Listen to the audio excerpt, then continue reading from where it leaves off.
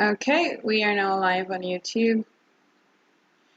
Once again, good afternoon, everyone, and welcome to another session of the Natural Remedies Kitchen VeganTrition Cooking and Nutrition course. Today, our presenter will be Sylvie Mutesi, who is the Director for Health Lifestyle Change Ministries. She is also a Director of the Association of Gospel Medical Missionaries International. Sylvie has relocated to Uganda recently, and she will be, it's night now for her, pretty late, 7 o'clock, after 7, that is not too late, but she will be talking us through some very very popular Uganda cuisine that you may be familiar with.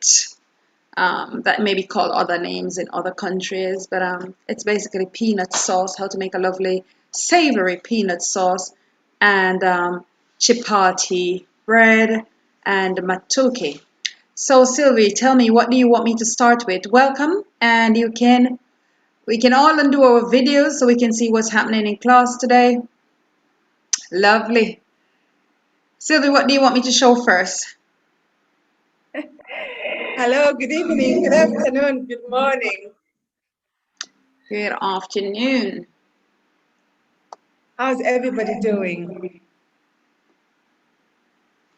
We are fine, Sylvie. Hope you are fine too. Now, my network is really bad.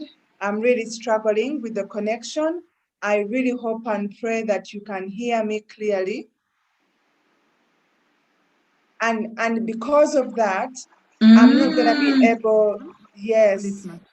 I had to record the whole lesson today because I knew such a thing would happen, and I didn't want any one of you to miss out on anything. One thing I didn't manage to do was the chapati. Maybe we can do the chapati on another date, Davina, if you don't mind, because You could talk the class through. You could talk them through how to do it. Okay, Yeah, good, no problem. yeah. Mm-hmm. Yes, I was just feeling like, sometimes chapatis has stages and people have different stages, they go through to make it. I'll just talk through what I do. So, but All right. to start with, we'll start with the video that I recorded to show you how to prepare matoke and peanut sauce. And that is a staple in Uganda. When you say you're from Uganda, everyone will say, those who are familiar with Uganda and their food, they will say, you eat matoke, something like that. Oh, so it's a very popular staple. Yes, it's a staple of Uganda, matoke, and particularly with peanut sauce. It usually goes together. But all I was trying to demonstrate to you to show you how they cook it traditionally in banana leaves. So I recorded a video, Sister Davina, if you don't mind to start playing it, please. All right. Okay, everybody can see my screen big? Yes. Yeah. Yes. We wish it can be bigger than that. No?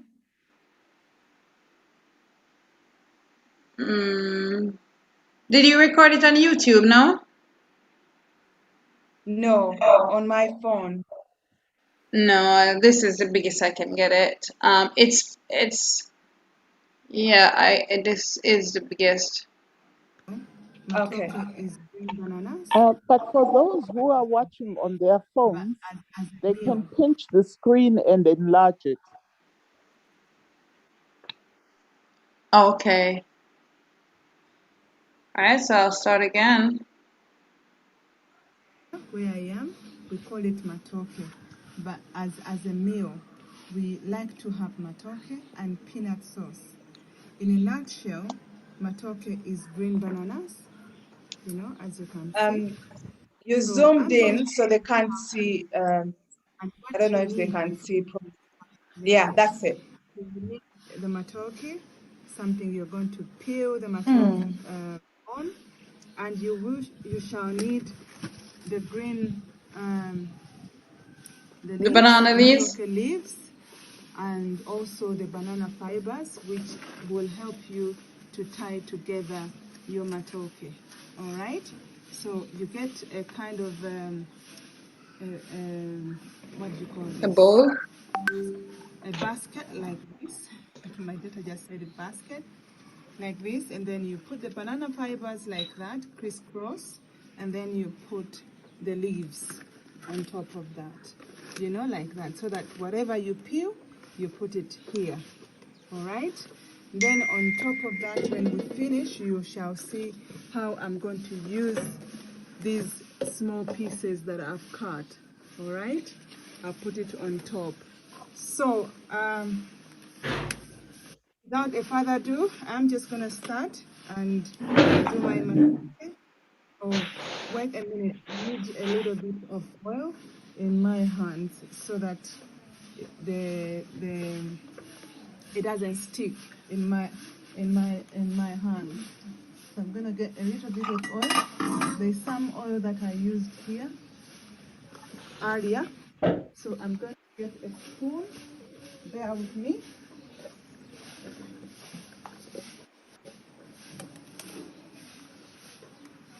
Okay. A little spoon like that. You get some oil. You put it in your hands like that. All right. And then you wipe it in your hands like that, so that when you peel the matoke, it doesn't stick on your hands. All right, and it can easily come off. So I put this over my cloth so that, you know, the stickiness doesn't come on my dress. All right, and this is the way we do it traditionally. All right, so this is how you start peeling. Oh, those bananas are fat. Yes, from my garden, by the way. Wow. You need to send me some sucker. Sure. Like that. You know, this is a technique that you need to learn, because sometimes it is very hard for people to peel properly, because they'll either leave the green stuff on and then the banana becomes a bit black, dark, because they didn't peel it properly. So you have to be systematic when you're peeling, one next to another, like that. All right? So this is the way you peel matoke. You peel everything and it gets finished. Then when you finish, you can prepare it nicely. So you see, it's all going under there. So when we finish to peel everything, we shall show you how we'll tie it together and how we'll put it in the saucepan to start steaming it.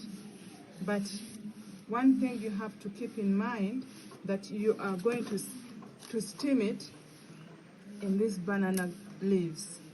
And when you steam it in the banana leaves, the texture, the taste, you know, the aroma, it is completely different, because you have cooked it in banana leaves with banana fibers. And you leave it on the stove and steam for a long time.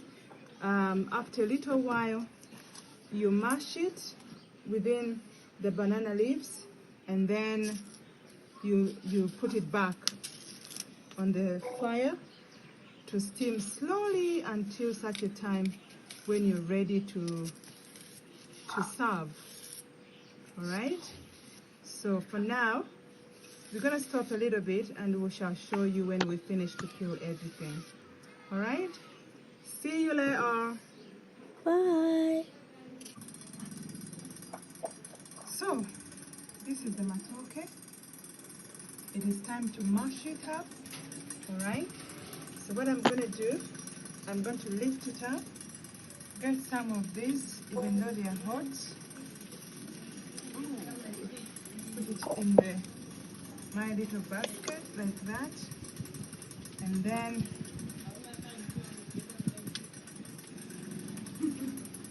start mashing it up.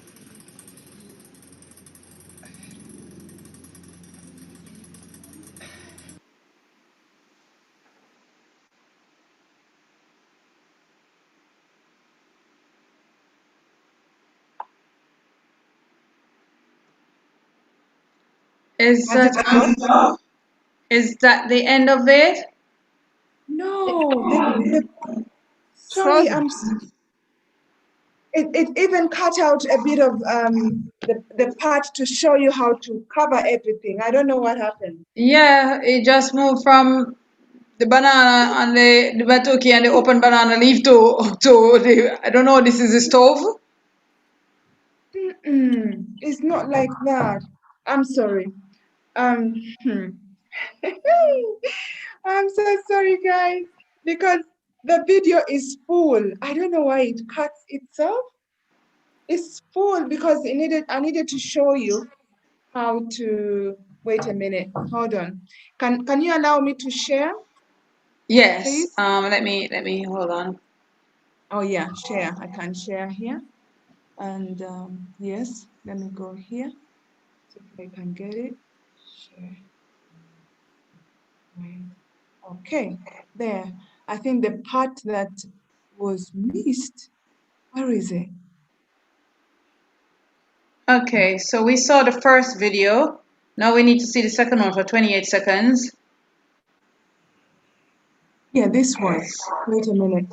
We've seen that. Well, No. 5 minutes of it. Yeah, that's the bit that was.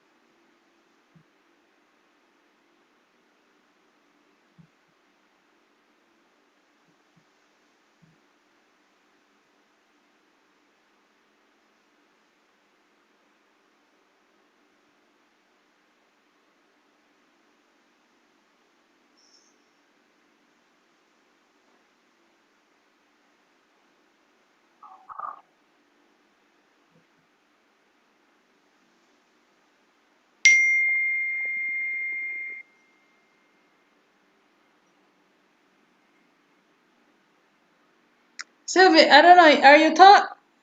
You're not talking, are you? I am.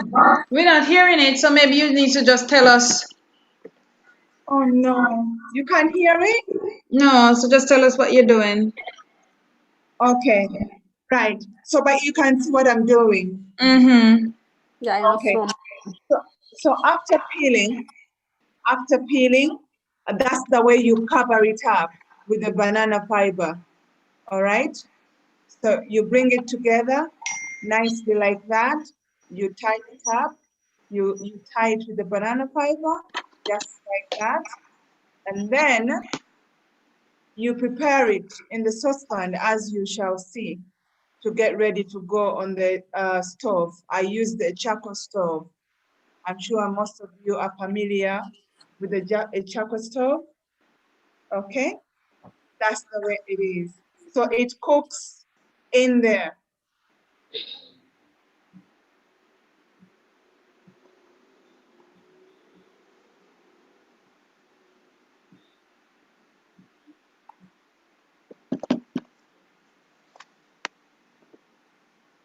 It's just unfortunate that the volume you can't hear. So those are the banana leaf stems. You cut them off from the banana. You see the banana there? Okay. So the fiber of the banana leaves, you cut them off and you use them under the saucepan before you sit the matoke, the prepared bunch on, so that the water does not go into your banana. It's more of steaming than anything else, but traditionally.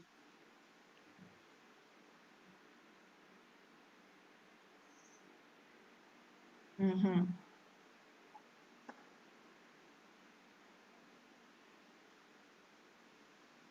Can't hear you. You can't hear me. I don't know why you can't hear me. I No, can hear you did. I think you did not, when you went to share, you did not take sound. Oh, wait a minute. Let me pause. Tell me that again, sis. When you click share, they on the left-hand corner at the bottom, there's a box that says sound. You have to tick that. Can I stop and play again? Yeah, you can do another share. Okay. Okay. It's not a YouTube video, you know, so it's slightly different. It may not be that way. Okay. Let's try and see. Let's try it. Okay. Because all I see is the button that tells me to share. So where is the volume? The one that tells you to share, is it on the right? It was on the right, yes. Yeah, check. There should be another one on the left that says share sound. Share sound. Let me see this.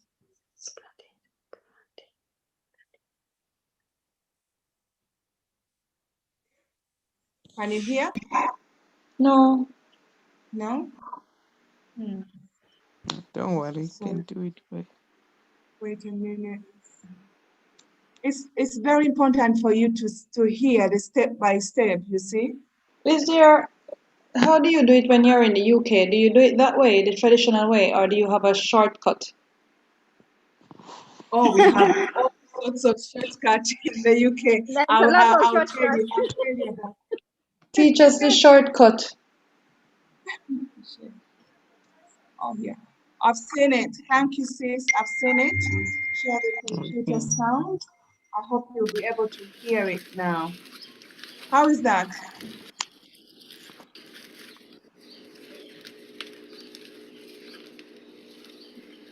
Okay.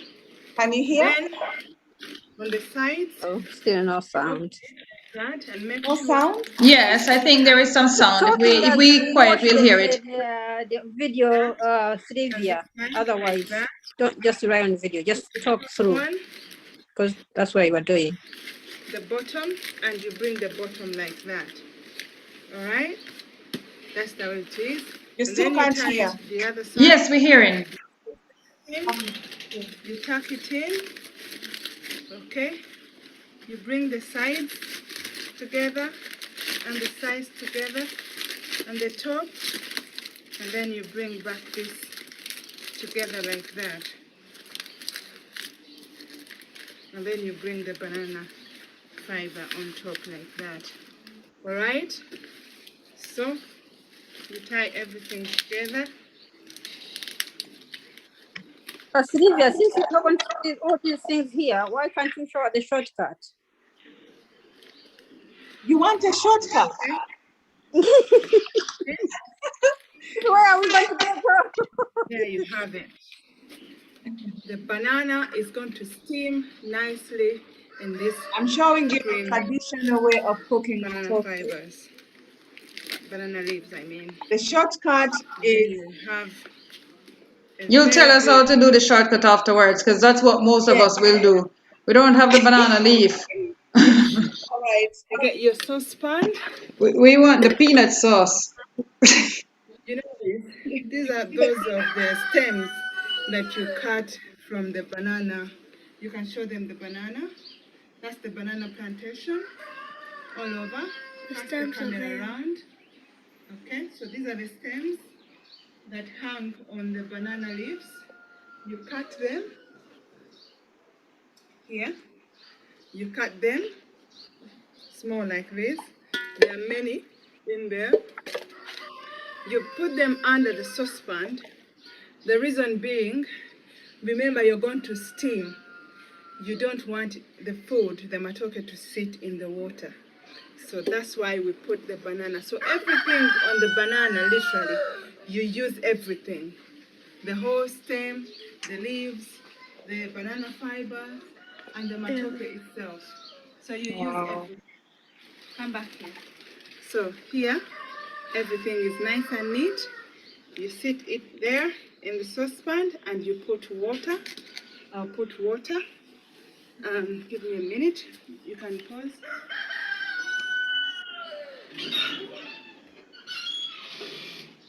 You hear the chicken crowing? Yes, it's lovely. Mute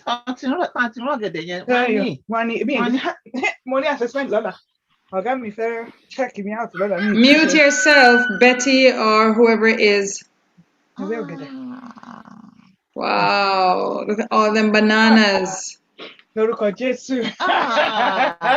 me, sorry. Here is the water. You put it in the saucepan on the side. You put enough so that it doesn't burn. All right, that will be enough water for us. Then you get one. Can you see me here?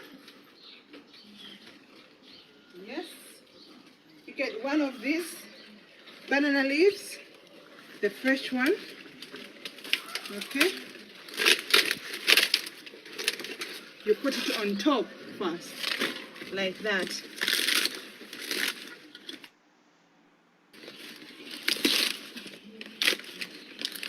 All right. You cover it all over in the saucepan. Ooh.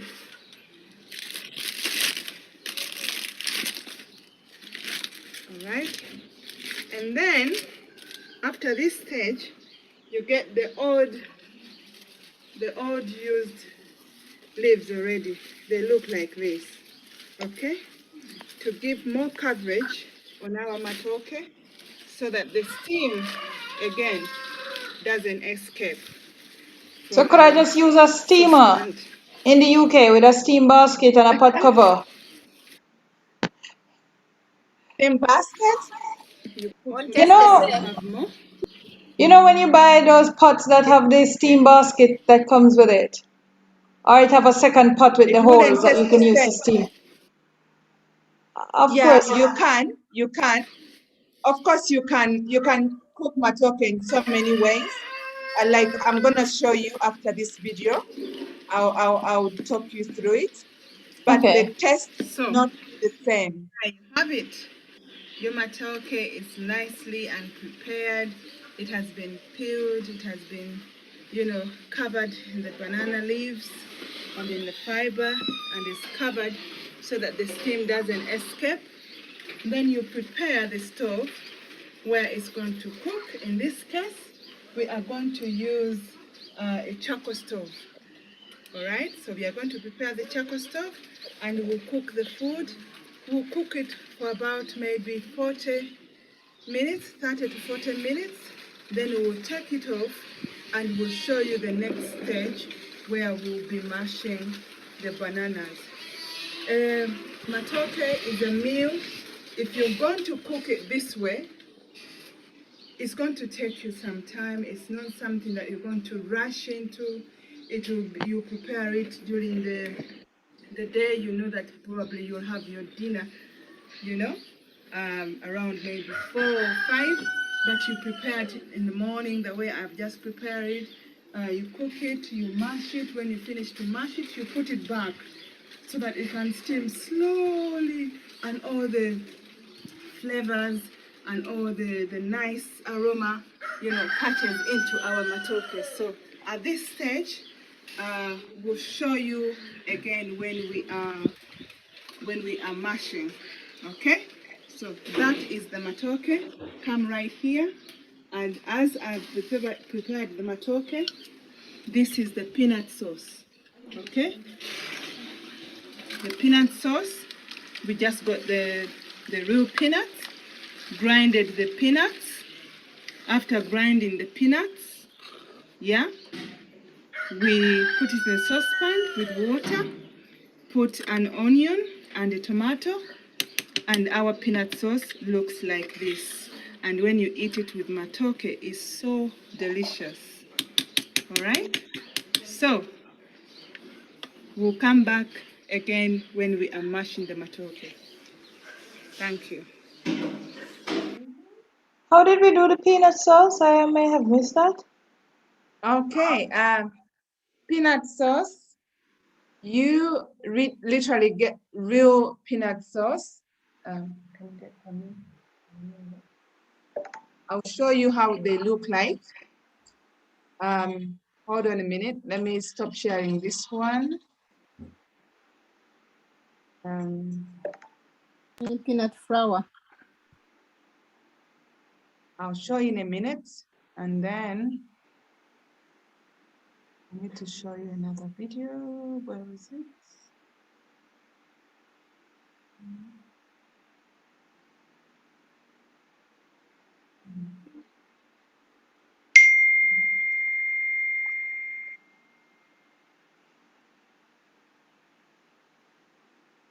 Okay. Peanuts are like this. You know peanuts. You know, can you see me? You see the peanuts? Yes. Everybody just can't see So the that. red Yeah. skin and the Yes, we can. Yeah. one that's cleaned off. Exactly. So they are like that. To some people, if you like, you can roast them in the oven or in the pot. Okay. After roasting them, you put it in I have a little grinder that I have. I put them in there, I grind it and make it powder kind of, you know, and then you make enough, whatever measure you want. And then you put water and mix everything, put enough because they tend to become thicker. All right, if you put little water, you can put water until you get to the texture that you want. You don't want to make it runny and you don't want to make it too thick. You have to have a balance. All right, like the one I showed you after finishing to cook it. So then when you can put an onion if you want, or a tomato. With peanut, you don't need much. You literally cook it as simply as that. And with matoke, as you saw, it is as simple as that. Now, many of you have been asking me alternatives. What do we do in the UK? How do you cook it? Now, while I was in the UK, I used not to have, to be honest, I very rarely did I have banana fibers. You know, once in a while, I would go to Asian shops or African shops and buy them. And that would be a kind of a celebration, if you like, because they are rare. They are not easily found. So, but because I love matoke, what I used to do, I peel them and I have a steamer. 1 minute, let me show you what Davina was talking about in a minute.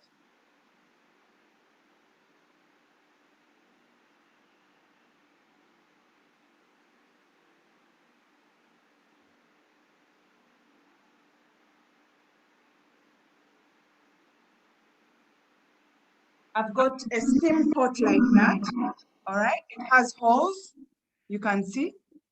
So this is an insert. So you put this under another saucepan, and in that lower saucepan, you put water in it.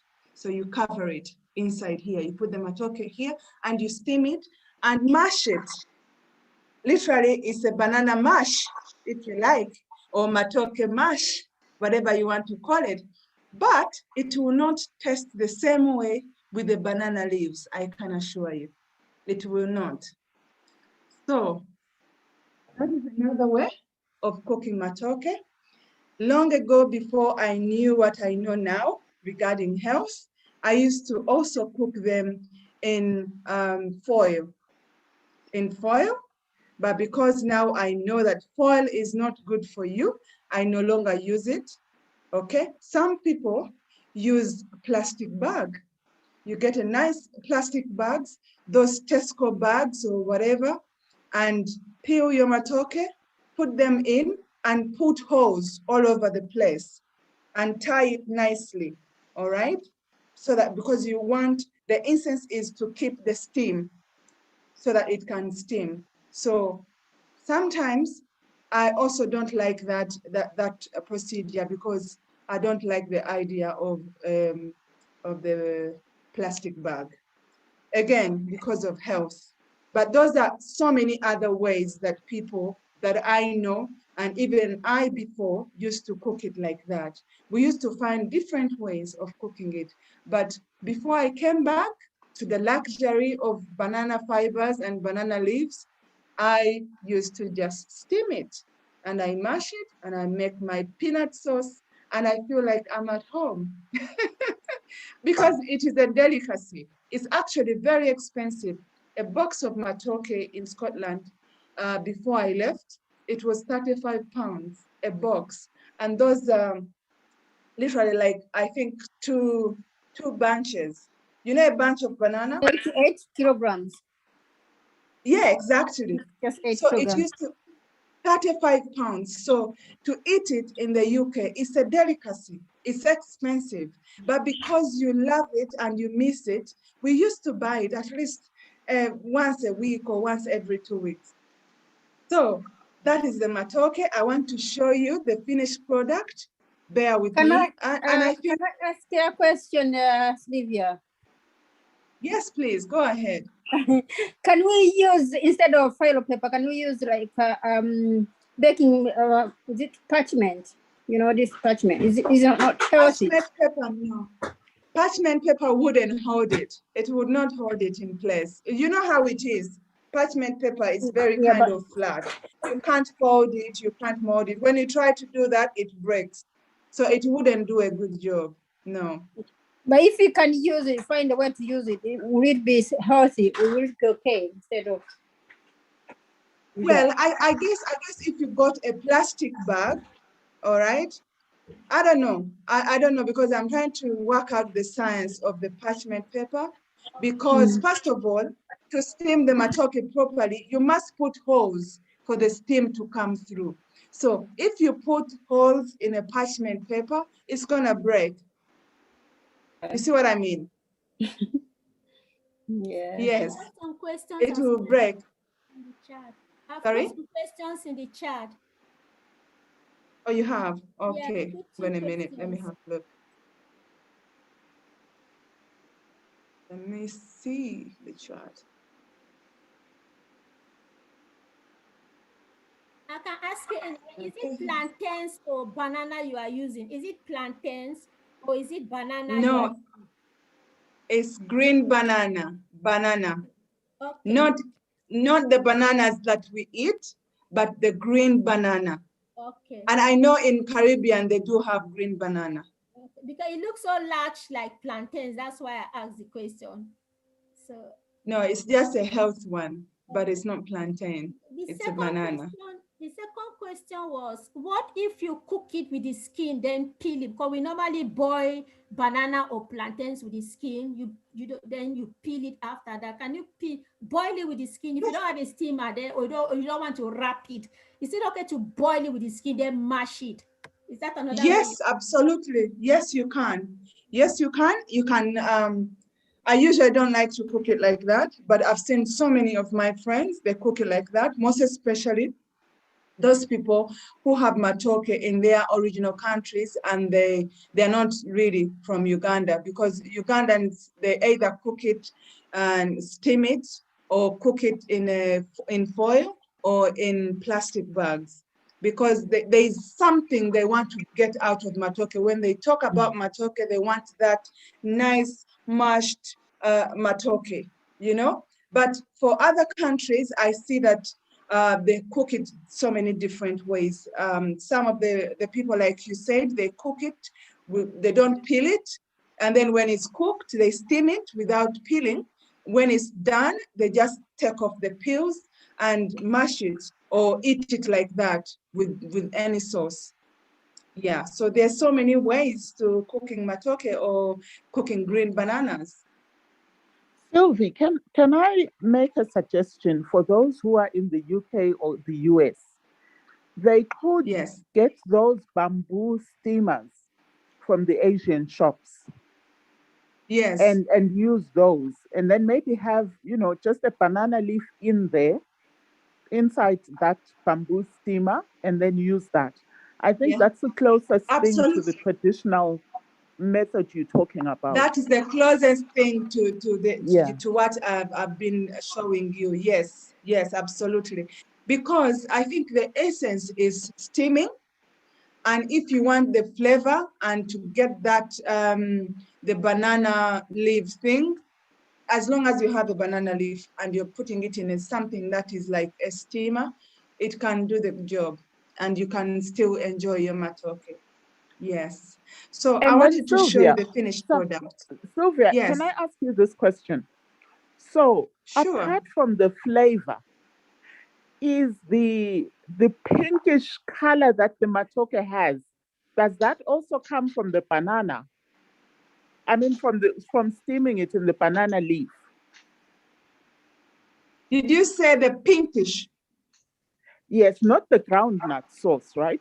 But the banana itself has a certain color to it, especially the Ugandan Yes. matoke.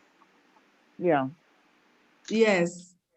So yes, those are the flavors that come from the banana fibers, but it's not quite pink.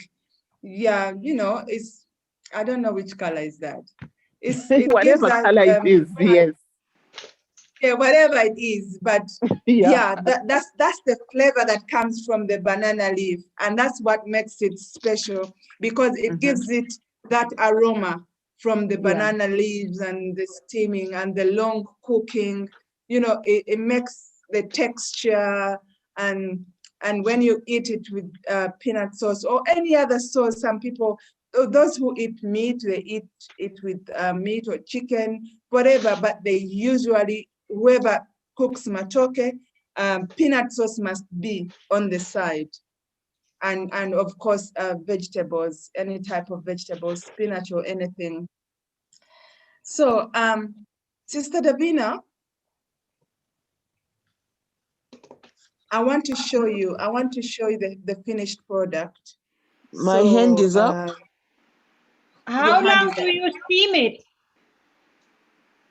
How long do I steam it? Now, when you're going to cook it my way, what I have showed you, that's the traditional way. Usually they don't rush matoke. So what they do is they cook it.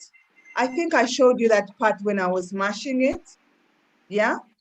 To the stage of mashing, it takes you like about maybe 30 to 40 minutes. Then you take it off, you mash it and put it back in the pot and leave it there on small little fire to steam until you're ready to serve.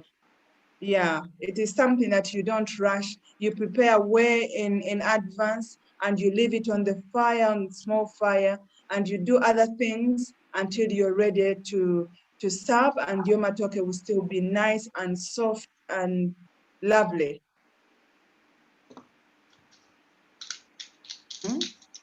Any other question before I show you the finished product? Yeah. Yes. Abigail, go before me. You Can I? Yeah, Abigail was waiting. Abigail? Okay. Yeah. Silver. Are these bananas special bananas, or they're just ripe bananas? No, these bananas, well, I call them green bananas. There's bananas to eat as a banana, the ripe ones that we normally buy in the shop as bananas. And there's green bananas. They call it green bananas, and it's a completely different one. In banana family, there's so many different types. There's a banana that is long, and we have the, I think it's called, what is it called? The little small bananas, those who come from Caribbean, I think you know what I'm talking about. The fig bananas. We call them fig bananas. Yes, finger rose. the little ones. Finger rose. Finger rose, I think, yes. Those are my favorites in banana families. Yes. So those are my favorites. So there's also, sorry? So any can green I banana. substitute them with any green banana? Because I went to Tesco's and found the green bananas, but there are those that are not yet ready. No, I don't But think I don't know the find green difference, to be bananas in honest. Tesco. Okay, so can I come in here and say this? Matoke Yes. is different from an unripe banana. Yes. And Uganda is one of those few countries. I think you can also get matoke in Rwanda, parts of Rwanda, I think. Yes, you can. And parts of Kenya. So it's really that East Africa belt and maybe Tanzania. It's Yes. you know, Southern Africans, we don't have it. So it's different from an unripe banana. It is a green banana variety, and you need to cook it to eat it. You can't eat it raw. You know, it doesn't ripen like the other bananas. Okay. Also, I have an electric steamer. Can I use that one? Electric steamer? Yes, as long as any steamer can do, as long as it's a steamer. And you want to cook it, whether it's peeled or unpeeled, as long as you wash it and clean it properly, and then afterwards you take off the peels. Yes. Okay. And you know, there's somebody I was speaking to, I don't know how true this is, and she said actually, and this lady was from Zimbabwe, she said, you know, in Zimbabwe, they take off, they cook it, they steam it with the peels on, and they take the peels off, and those peels, they blend it and drink it. And the lady told me, and then I said, because I found it strange, I said, then it's not tasty, because I know it is not tasty. I asked her, what do you use that for? He said, oh, you know, for people who are anemic, when they take that, they get, they boost their blood. I'm like, wow. When they take it with the skin? Yeah. No, the banana peels. The banana peels, when it's steamed, they steam it and blend it and drink the water. Oh, really? Oh, but we don't have matoke in Zimbabwe. But any green banana can do it, because all green banana skin has iron. Yes. Yes. Yes, Yes. iron. Yes. Christine? Sylvie, can I ask? Yes. Yeah. I said I Who's have talking? the water. Adi. The banana green skin. Yeah, when you boil it, sometimes I blend it with the skin.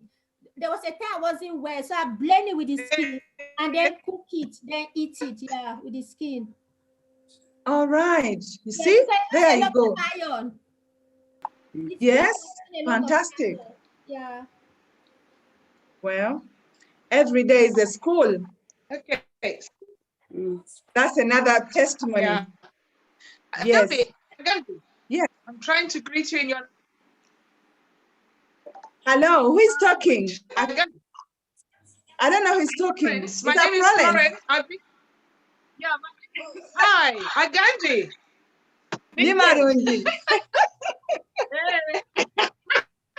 I live in Uganda and I love matoke, but I ate too much of it with the goat meat and I put on so much weight. Is it fattening? Yes. Well, if you eat a lot of it, if you eat a lot of it, yes, because it has go on. Yeah, your people were so entertaining. They wanted me to have it every day because they knew I like it. So I was blowing up with matoke. It's delicious. It's lovely. It's lovely. It's delicious. It's one of those things. If you're eating it for the first time, you feel like you can't catch the taste, you know. But the moment you get used to it, you just don't want to stop eating it. It's nice. So, any other question? You're welcome. Thank you. Any other question? Hello, Sister Sylvie. Hello, everyone. I just my face, sorry. But anyway, I wanted to say I learned the anemia cure from a Caribbean sister. a sister from Jamaica actually, who told me about using the skin, the green banana skin, just sort of steaming, boiling it, a little stewing it, and then drinking the water. But Zimbabwe, as Sister Busi said, we don't really have, I've never seen the green bananas, you know. All right. So that means the sister saw it from somebody else and she learned. Yeah. Thank you anyway. Thank you for sharing. Thank you. I'll try matoke. I've heard of it, but never tried it yet. So I will try it now. Please try it. Please try it. Yes. Yeah. You'll enjoy it. Anyone else? I really want to show you how it looks when it's cooked and it's served. Anyone else? Betty, your hand is up. I think that was. Is that me? Yes, that's you. Yes. Oh, I'm sorry. I was asking and I asked my question about the parchment. So yeah, thank you, Sylvia. I didn't buy my matoke, but yeah, I've learned a lot. Thank you. Nice one. So let me share. Davina, would you like to share that video again so that we can see the last bit?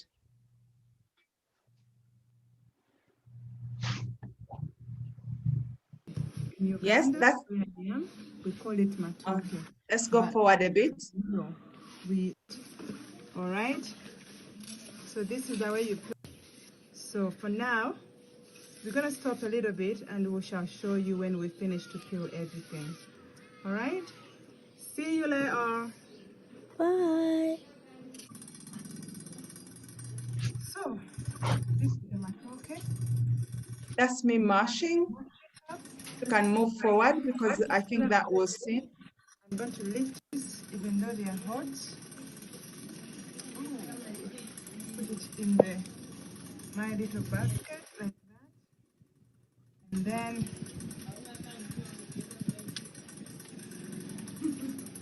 start mashing it up.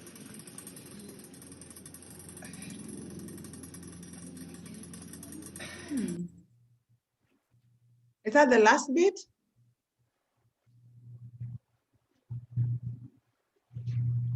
I don't know. Yes, sorry, yeah, that's it. There's nothing more to that video. Okay, if you can stop sharing, then I can share my screen and see if I can get it.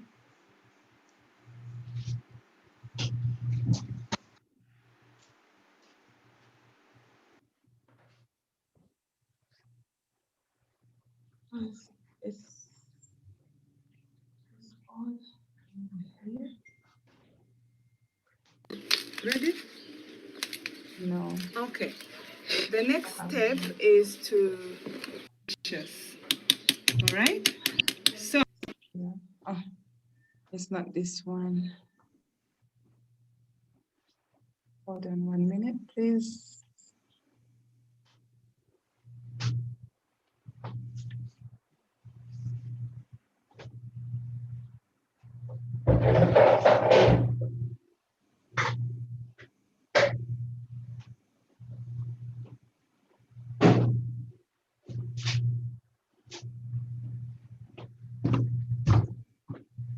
Bear with me. Let me find it. Doing okay? Yeah. All right.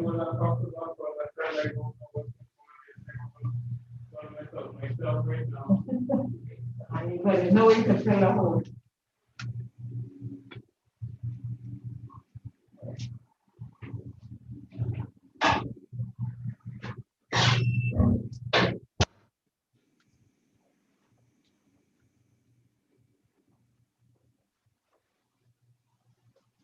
Okay, right, there.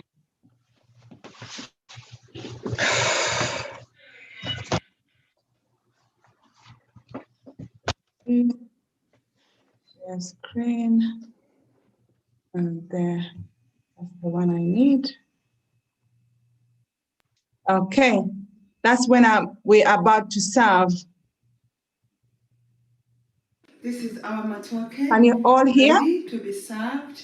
So I'm going to show you how we serve this matoke. So this is the banana. Can you hear it? Leaves. It's very, very hot. Yes, you can hear. You can hear. Okay, good. So remember the way we tied it. Okay. So you open it, quite hot. You open it like that. All right.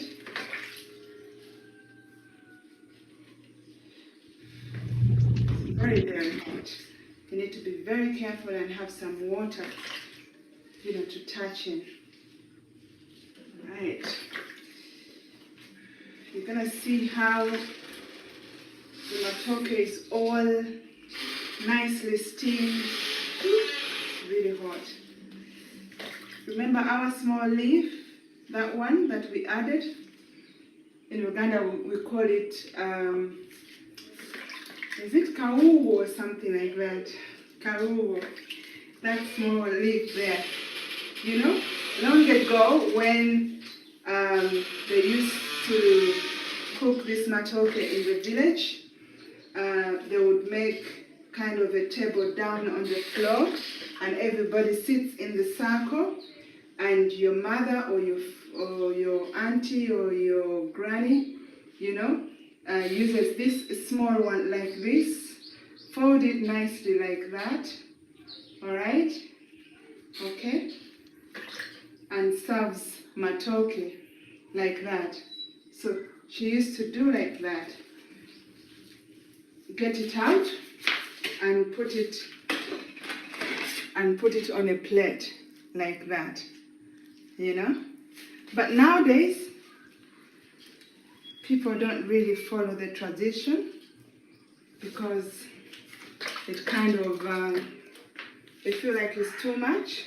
So that's the matoke. Can take the video closer. Yeah, so that's the matoke. You see how nicely it is steamed, and also you can see the lining of the banana leaves on the matoke. This is what makes it lovely and delicious. So this is our ready-made peanut sauce. Okay, the peanut sauce, I said that you grind the peanuts. If you want, you can roast it a little bit in the oven. You grind it. When you finish to grind it, all right, it becomes kind of like flour, and you mix it in water to the level that you desire, and then you cut an onion and a tomato, 1 or 2 depending on the size of the pot that you're going to be cooking. So then this goes with matoke like this. Like that. Okay, lovely. And then I have dodo to accompany it, which we call, maybe in the UK for you to understand it, it is like spinach or callaloo for the Jamaicans. You know what I mean. So that's the one. So you bring it and you put it on the side like that. All right. So, there you have it, our matoke and peanut sauce with spinach or callaloo or dodo, whatever you like, whatever name I want to give it, it's green. So, yeah, there you have it. Thank you very much for listening. I hope you have enjoyed this lesson of cooking matoke and peanut sauce with callaloo or dodo or spinach. Yeah. God bless you. Nice. Thank you. You're welcome. So that is the traditional way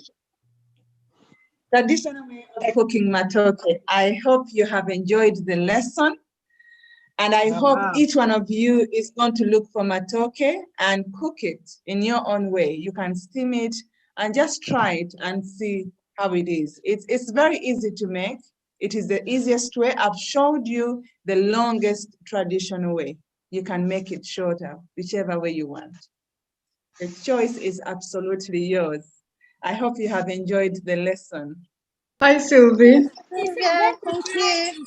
Yeah, I'm going to try it. Ah, are those matoke, Christine, you've got there? But I'm going to try it No, with it. Those are plantain. plantain. That's not This is matoke. plantain. That's Oh, not matoke. but you can try with That's the the green matoke. plantain. Yeah, this 'Cause is plantains. Yeah. in my country, we boil the green plantain, so that should be fine. Yeah, you can mash it. Yes, I'll just boil it and mash it. Yeah. absolutely. And it's sweet. It's Color, sweet as well. So but the it color can is be not your going to be the matoke. same, Sylvia. The color won't be the same. It will not be the same, but hey, at least, you know, we know that we are eating something Yeah. like matoke. I want to hear more about the peanut sauce. I feel like I missed how I really do the Yes. peanut sauce, and I would like to take some notes, unless you can post us the recipe with instructions. I can, but it's Okay. very, very straightforward with peanut sauce. Like I said, you get your peanuts, I showed you. Like about what, a cup of peanut, a 500 kg, Yeah. Can No, I it's tell you my I version mean of the 500 grams. Sylvia? no, say it again. Can I tell them Who's my talking? version of doing peanut butter, see if it helps? Peanut butter? Peanut sauce. Okay, go ahead, Betty. Go ahead. Okay, I will need to demonstrate at some point, but mind the way I do it. Okay, say take for example, a half kilo, which is 500 grams. So I will add 2 liter. That's the peanut butter you would use, 500 grams of No. peanut butter. It's not peanut butter. It is peanut flour. That's the difference. For us, we grind it in a way that it becomes like flour, kind of. It's not. It shouldn't be. It shouldn't be so fine and shouldn't be hard. So you need the right texture. So it has to be in the right texture, which is like not very fine, just in the middle there, and it has to be a flour, not peanuts, not Betty, peanuts. can I come in? Yes. Can I just come in and say the texture that you want is like a rough almond flour? That's okay. You're looking for. Yes. Yeah. Like flour. Exactly. It's flour, not butter. Not butter. Yeah. Okay, so you take the fresh peanuts and you roast them and then you ground them. Yes. Yes. You can absolutely. ground them without roasting. It's a choice. You can roast them as well. Yeah. Okay. So yeah, and then I first do I first do my sauce, which is oil. I do the oil. Whatever. I know people don't like using oil, but for me, I will use oil. And then make sure I don't with onions. I'm making sure it doesn't so burnt, so it's just a bit of mild. And then add tomatoes and make a nice sauce. And then add that flour, and then mix. Add water like 2 liters of flour, because it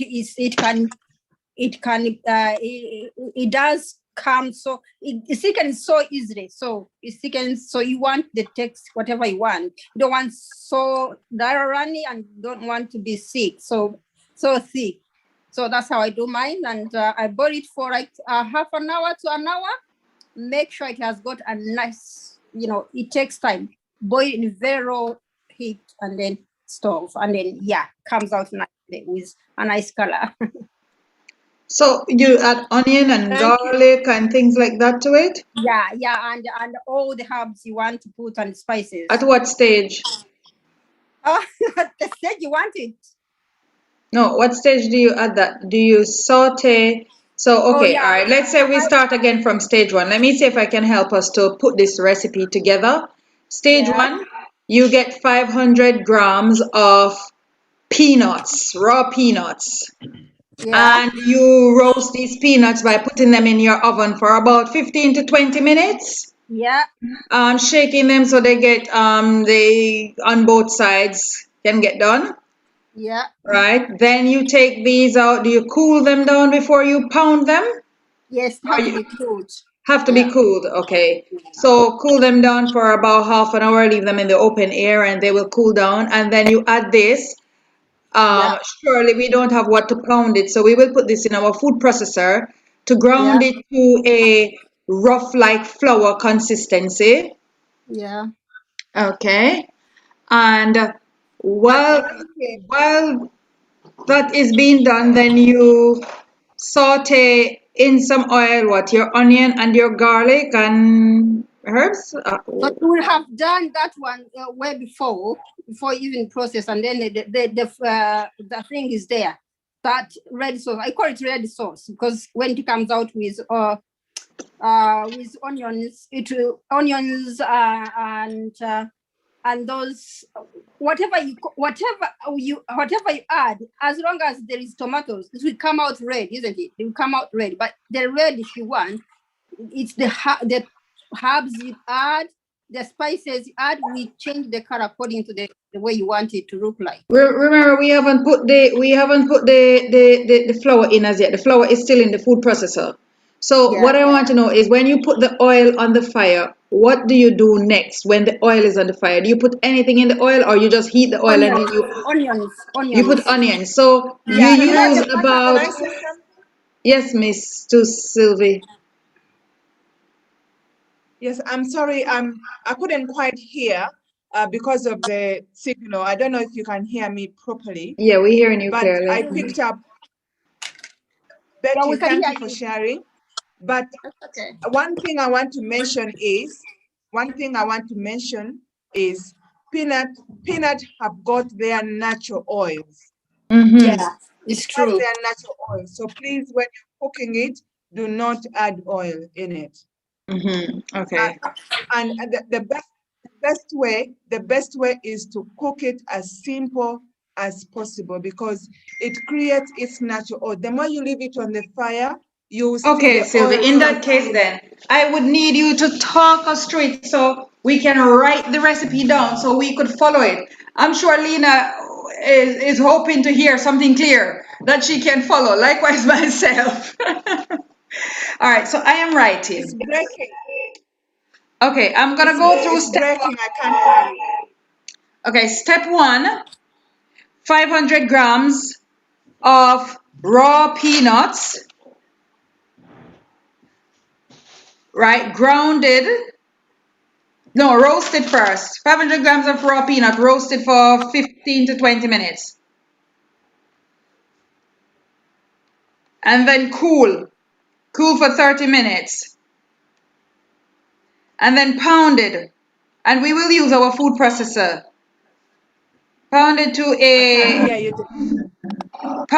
rough flour texture. And then what do we do from here? Okay. After grind it into a flour texture, you put it in a pot and add in water, maybe a cup, or if you have made half a kilo or a kilo, you put like 2 or 3 cups of water, and you continue to mix. As you mix, it starts to thicken. Remember to add to put in an onion and 1 tomato. When do you put the onion in? Again, don't put it immediately. At the moment you mix it and it's all mixed well, cut an onion and one tomato. Just so you could have these chopped up before. Say? You could have these chopped up before, just waiting for it to get to that stage to add it. Yes. As you're grinding, you're chopping and you're preparing your ingredients and put them together, mix it with water nicely, and the desired water according to how much you're making. And then you put it on the fire and start mixing slowly. Don't leave because it can easily go and overflow, just like milk at the early stage when you're mixing. Yes, so stay nearby and sorry, somebody's trying to call me. So you put it on low flame then? You want to keep it on a low flame? and let it start mixing slowly and start bubbling. Don't leave when it just started bubbling until it settles down. Then you can leave it on a low fire and keep it there, and it will cook slowly until the natural oils, you start seeing the natural oils on the top. Okay. Yeah. I'm writing down the steps. Hi, Sister Cecilia. So,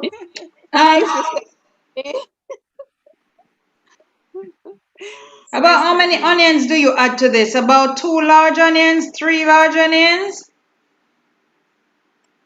No, if you need one big one is enough. If you love onion, maybe you can put 2 small ones, but not more than that. You don't want to overpower and lose the natural texture or the natural taste of peanut sauce. Okay, so add 1 to 2 onions and 1 tomato, not a tin of tomato, but 1 single tomato. No. 1 single tomato, or if it's you have the chopped one, just put maybe 2 spoons. Two big spoons of tomato, and that's enough. You don't want to overpower it with tomato again. You just want that tomato to bring that nice color on the peanut sauce. Okay. Yeah. All right, so after I simmer on a low to medium heat for about 20 minutes, how long do you simmer it for? Well, while you're standing there, it could be maybe like 10 minutes. When it settles down, and then you leave it on the low fire, and you can go away and do your other things. Okay. Salt? Yeah. Yes, of course. So I'm adding 1 to 2 onions, chopped tomato, salt, garlic. Yes. No, don't put garlic. It will change the taste. Okay, no garlic. No garlic. Onion and a bit of tomato and salt that's all you need. How about mixed herb? No, it will change the taste. Yeah, but sister, people like different texts. It doesn't have to be the same text.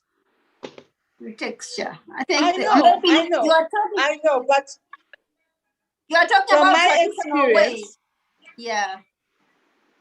yes, I'm about the traditional way.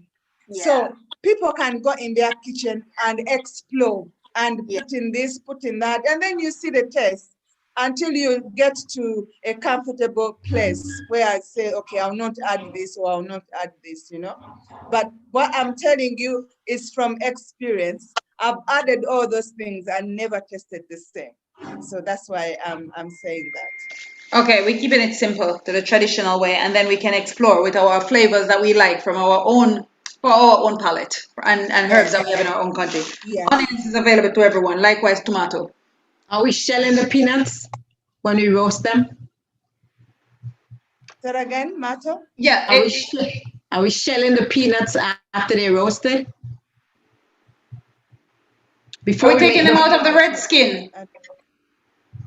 Are we taking the skin off? You leave the skin on, I think.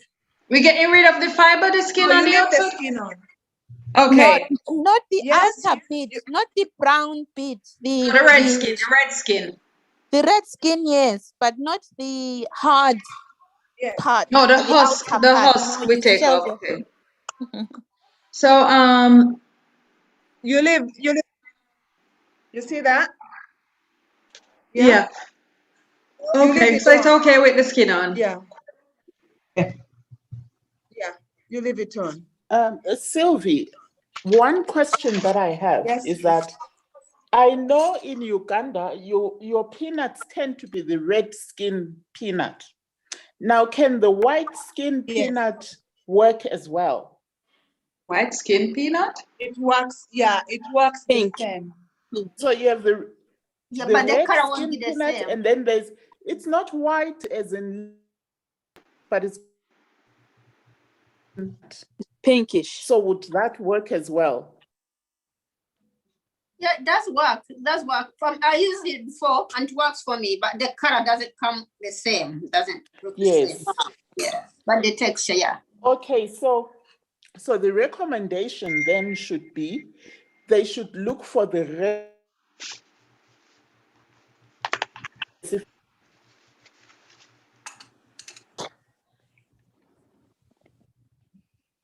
Yes, the red skin.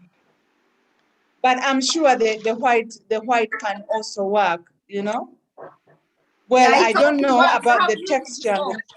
I've used it before, Sylvia, when I couldn't find the red one and to work for me. But I had to put a lot of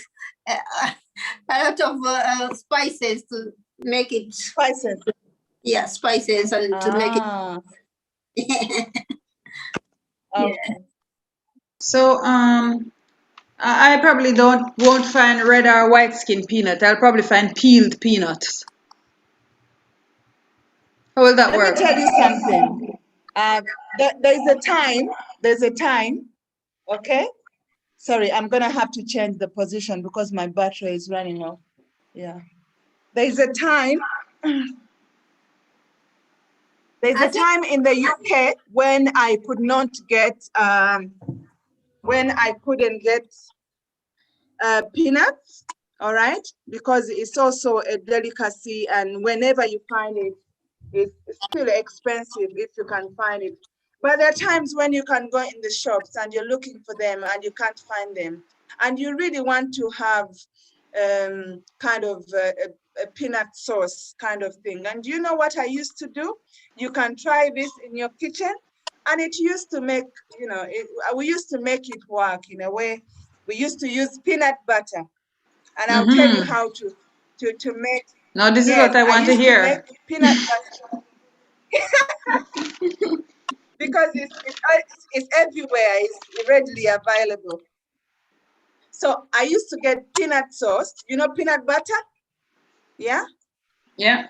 And make a peanut butter, you know how thick it is, and make it soft with water, all right? Make it soft, mix it until it's all mixed in the water nicely, all right?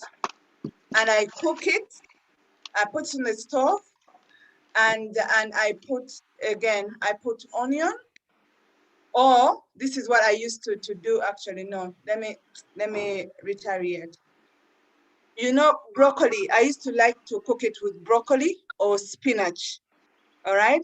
I would cut my onions, I could put in a little bit of carrot in there and tomatoes, and maybe use a little salt, and then mix everything together, put the broccoli in or spinach, whatever I want to use. It is either broccoli or spinach, okay? Mix it nicely. Sometimes I would use the Sainsbury's frozen spinach. They used to have the good ones, which is the whole leaf of spinach. It's not those mushy ones. So I used to mix my sauce of spinach nicely with carrot, onions, and tomatoes, you know, put in a bit of salt. And then I scoop 2 big spoons of peanut butter and put it in and mix everything nicely. Put enough water, not too much, just enough to mix my sauce nicely. And I used to eat it, and I used to love it. It used to be delicious. So that would be my way of creating a peanut sauce at home when I could not get the real peanut that we are used to here in Uganda. And it's lovely, actually. You can use it. It's a really nice sauce. But don't put oil, because peanut butter is oil itself, you know? But it's nice. You try it. You can use either broccoli or spinach. Okay, lovely. That sounds really good. All right, any more questions for Sylvie before I show a quick video on the peanut sauce and tell you a few things that it can be used for and tell you a little bit more about it? Yeah, I wanted to ask, to add something. Yes. Yeah, the peanut is really nice. Thank you so much. Thank you so much for explaining, Sylvie. That's good. It's very nice. It goes down very well with a matoke or some other flavor, other food.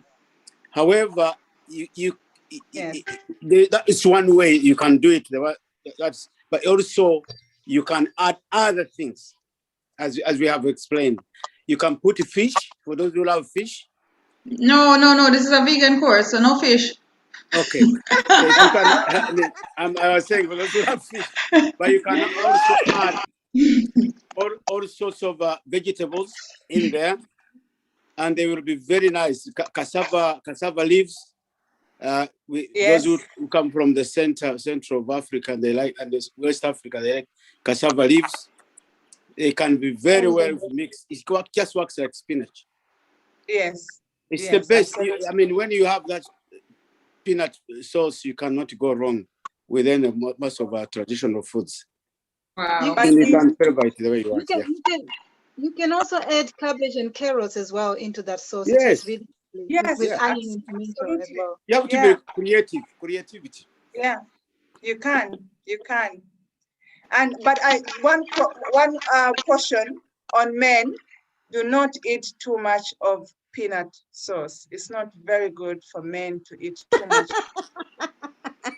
Why? They said it's good for men, Sylvia. They said it's good for men. Not too much of it, because it causes too much. What is it called? The what? Testosterone. Yes, you can get too much of. So, is it like an aphrodisiac? Is it Say like again, an Lorna? aphrodisiac? I didn't catch that. Does it behave like an aphrodisiac if you have too much of it? I'll write it in the chat. It has too much. If you have too much, it has a lot of cholesterol. You can get a lot of cholesterol. So men tend to suffer a lot with their prostrate. The testosterone. Yes. So it can't be cholesterol. Recommended that you can eat. Huh? It can't be cholesterol. Cholesterol is only from animals. Cholesterol don't come from plants, so it must be something else. But it can't be cholesterol. I think she means prostrate issues. Well, it causes an increase in testosterone. That's what I'm talking about. No. Yes. Is it something the same? Like if you eat too much cashew nuts, is not good for you. Is it the same? Because it's not only that. I think. No, I think with the nuts, anything comes with the nuts, but in the family of nuts, all the others are more safer than the peanuts if you eat too much. And in Africa, we tend to eat it a lot as a sauce because we love it, because we like it. But too much of it is not good. Okay. You can't eat it every day. Well, of course not. That's a lot of fat in your heart. Even though it's good fat, it's gonna be too much. Yeah, too much of good things is not good bad. as well. Yeah. Everything in moderation. Yes. Okay. Any more questions for Sylvie? We haven't seen the chapati as yet. But shall I share a little bit on the peanut sauce? All right, so just say that peanut sauce also have several other names. Some you might be familiar with. One name that you may very well be familiar with in England is satay sauce. Most of you may know it as satay sauce. When you go to restaurants in the UK, you can get satay sauce with your starter. It will be sometimes with salads, even with noodles. You may not realize, but that is what it actually is. It is the very same peanut sauce that is also called the satay sauce. It's It's very popular in a lot of cuisines. It's well known. It is used a lot. So when you go to like events where you have finger foods, luncheons and stuff like that, you will find a satay sauce being served as a dip that you use to eat like with your crudite platters. So when you make like your platter of raw vegetables like your carrot stick, your celery stick, your peppers, even your mushrooms, when you make your vegetable kebabs as well, and you serve a dip, you serve the peanut sauce to go with it. Also goes really nicely with a tofu stir fry. It goes very nicely with noodles. So that's raw veggies, your noodles, your tofu, your steamed or roasted vegetables. Just drizzle some peanut sauce on the top. They also use it to make something like a coleslaw, but it is just called slaw. You can pour it over your roasted potatoes. In fact, it complements roasted sweet potato very nicely. So this is a very versatile sauce that you can use in many savory dishes. So it's one that and it's vegan and it's also gluten free. And peanut is also readily available. You can get peanut in most cultures, and it's not as expensive as the other nuts. In fact, peanut is actually a legume. Now, this is a recipe that I would advise you to learn. You can practice it.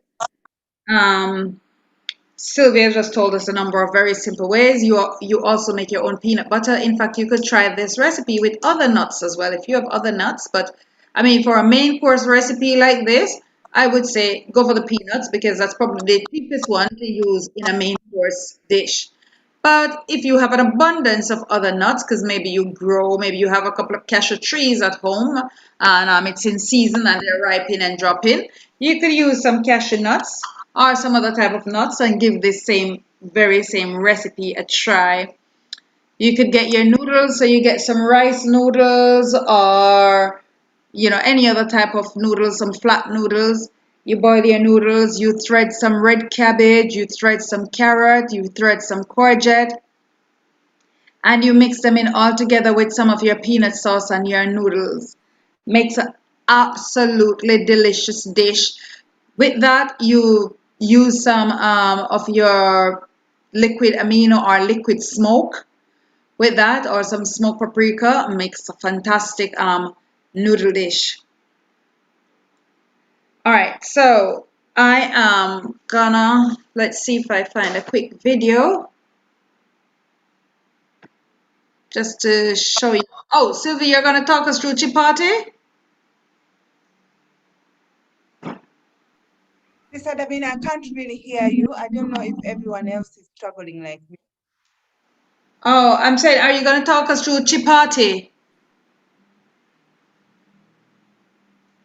Oh, through chapati, you said? Yes.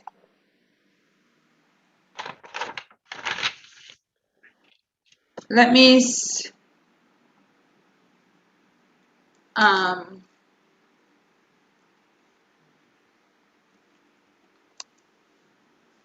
So we're just gonna look at this quick satay chicken recipe, and obviously you're not gonna use chicken, but you can use whatever vegan veggie meat you have or vegetables.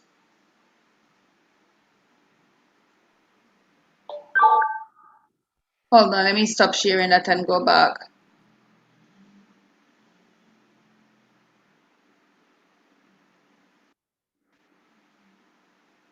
Get ClickUp's unlimited plan 15% off for. Are you seeing my screen? Did you hear that just now? No? Yes. You Yes. did? Yep. All right. Yes, we did. I did. Life. Assign and organize tasks with Gantt charts, collaborate with your entire team, and access unlimited. Grilled chicken You're not satay, gonna one of the use most chicken. iconic You can Thai use- dishes with a beautifully spiced peanut sauce and all the right condiments, a beautiful chili cucumber relish. This is my family's very own recipe for chicken satay. So there's going to be a couple of different things that we need to make to get the true traditional Thai satay experience. The first thing we're going to do is our marinade. So I'm using chicken thigh. I way prefer this over chicken breast for a satay stick because it doesn't dry out, stays nice and juicy, and you want really small pieces. You don't want big chunky pieces because they take too long to cook. We want it to cook quickly and evenly. Now to that I'm going to add some curry powder. Just a regular mild curry powder is fine, and a little bit of salt. Now I also want some oil just to loosen things up a little bit. Just give that a mix. Now the skewers themselves, make sure you've had those soaking in some water for at least 20 minutes so they don't burn when you go to cook with them. So I'm going to thread these straight on here. About 4 or 5 pieces per stick is the best number, I think. So at this point you can leave the chicken to marinate overnight, but I find even just 10 minutes is fine. So I'm just going to set these aside while I continue on with the rest of my bits and pieces. So the really traditional way we would eat satay in Thailand is to serve it not only with the satay sauce, but with something called ajat. And it's sort of like, I would describe it like a bit of a relish. It's sweet, tangy, sour, with a little bit of crunch from some cucumber and some chili and shallots. So first of all, we want to make the sweet sort of sour, tangy sauce first.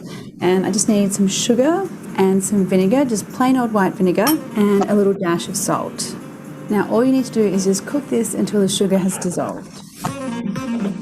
So that's looking good. I'm just going to set that aside, let it cool down a little bit, and slice up my vegetables. So I'm going to start off with some cucumber, and you want little rounds first, and then I like to slice these into little thin quarters. Basically what you want is you want to be able to get a mouthful of beautiful chicken satay and then crunchy cucumber and the chili and the shallots. So you want everything to be in sort of bite-sized pieces. And then we want some chili. So this is not about being really spicy, so you just want a large, mild chili. It's mainly for a bit of colour here. And finally the shallots. So we have these really beautiful little small purple shallots here in Thailand. You could use some red onion or even just some French eschalots as well. And you just want these in some nice sort of thin wedges. Now I take my cooled sugar and vinegar mixture and just pour that over the top. Just give that a mix. And that is your Thai ajat or relish done. And now for the satay sauce itself. So I'm starting off with some roasted peanuts. I'm just going to crush these up until they're still a little chunky, but a very small sort of particle consistency. So that's the sort of texture that you're looking for. So the other two really key ingredients for your satay sauce is red curry paste and coconut milk. Now these guys need to be super high quality and taste really great because that's what's going to give you all the oomph for your sauce. So I use my Marian's Kitchen red curry paste. Obviously I love it because I make it. And then my own coconut milk as well from my Thai red curry kit. So if you can't get a hold of this, that's fine. Just make sure you use a really good quality one for both of those ingredients. All right, so to start the satay sauce off, we want a little bit of oil and then your red curry paste. And then you just want to cook the red curry paste a little bit first in that oil. This allows all the beautiful spices and aromatics to be released. Smells so good. Okay, now the coconut milk. Just stir that through. And now you want some peanut butter. I use crunchy because I like the extra texture. And your crushed peanuts. And just heat this through, stirring until everything is combined. And now we get to the seasoning part. So this is really going to depend on the type of curry paste that you've used, whether it was salty or sweet, and the same thing with the peanut butter. So start with a little bit less and then you can always add more. But what you want to season with is fish sauce and some sugar. And to me, a Thai satay sauce really should have a little bit of that sweetness. So peanutty, creamy, a little sweet, they're the flavors you're looking for. Let's see how we've gone. Perfect. Just the right amount of spice for me as well. I do like it a little bit spicy. If you wanted to make it really mild, you could halve the amount of red curry paste. Just another little tip for you there. And now we pour this out into a serving bowl.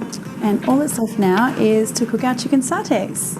So you can cook these guys on an outdoor grill. You can do them in a frying pan, or as I've got here, I've got like a cast iron grill plate here. And you've got a little bit of oil in your marinade. So you only need a little bit of oil on your cooking surface. I'm just going to brush that on. And then just get these guys sizzling.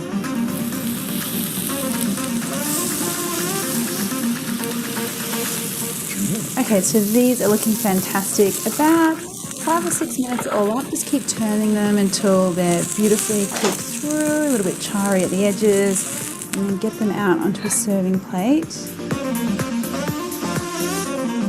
Okay, now comes the best part. Dip your chicken into that yummy satay sauce. I'm telling you, if you haven't had satay in this traditional style with the ajat as well as satay sauce, you are totally missing out. You get the tanginess, the cucumber and the chili and the shallot cuts through the sweetness and the creaminess of that satay. Perfection. Hope you guys enjoyed this one. Thanks so much for watching, guys. If you want to have a chat about anything in the video, pop it in the comments below. And if you enjoyed today's video, don't forget to subscribe and hit that little bell button so you get a notification anytime a new video is released. See you soon. Meat. All right, we're just gonna dissect this video a little bit, right? I thought that was an interesting video. What I want to know is one of the assignments that's on the course outline is to take one of your favorite meat recipes and to convert it into a vegan recipe. I haven't seen anyone submitted that assignment, so here you are today. You will still need to, after today, you don't need to do that assignment anymore, but we're going to convert this recipe that we've just seen into a healthy vegan recipe. So, as for the Thai Adda sauce, what could you use instead of the vinegar and the water? The vinegar and the sugar? Lemon, lime juice, the Soya sauce. Lemon juice. Yeah, so let me see all the faces. Who's talking? Use lemon juice and honey. Lemon juice. Okay. Yeah, you could use lemon juice instead of the vinegar, and you could use a bottled lemon juice and Lime juice if you don't have lemon. yeah, lime if you don't have lemon. Agave. Soya sauce and honey. Yeah, agave. I didn't get that last one. Soya sauce and honey. Yes, yes, yes, yes. Soy sauce and honey. And if you're gluten-free, so you don't want to take the regular soy sauce that is sold over the shop, what alternative can you use? Can I use coconut amino instead of soya sauce? Yes, you can use amino, liquid amino. Yes. Anything else? Molasses. Use molasses and a little bit of pink Himalayan salt with a little bit of onion powder, garlic powder. Oh, wonderful, Telma. Sounds excellent. Yeah. Okay. All right. So Sylvie was saying she couldn't see the video. She couldn't hear. Sorry, Sylvie. All right. So these are some of the things that you could use. So what this is saying to me is that you could make up your own. So if you see any recipe that you like, you need to look at it and you need to break that recipe down. What in your world could you use instead? Right? This is how you're going to play around with recipes. You don't necessarily need to create them. You don't necessarily need to sit down and break your brains. But you look at somebody else's dish, look at popular dishes. So for example, if I wanted to learn how to make a sauté sauce, I am going to go, and let's say this is something I've never done before. I'm going to look at one video. I'm not going to stop there. I'm going to look at about 10 videos.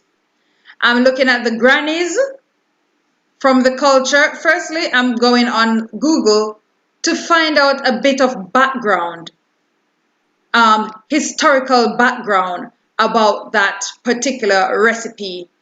Where was it originated? Where is it most popular? Who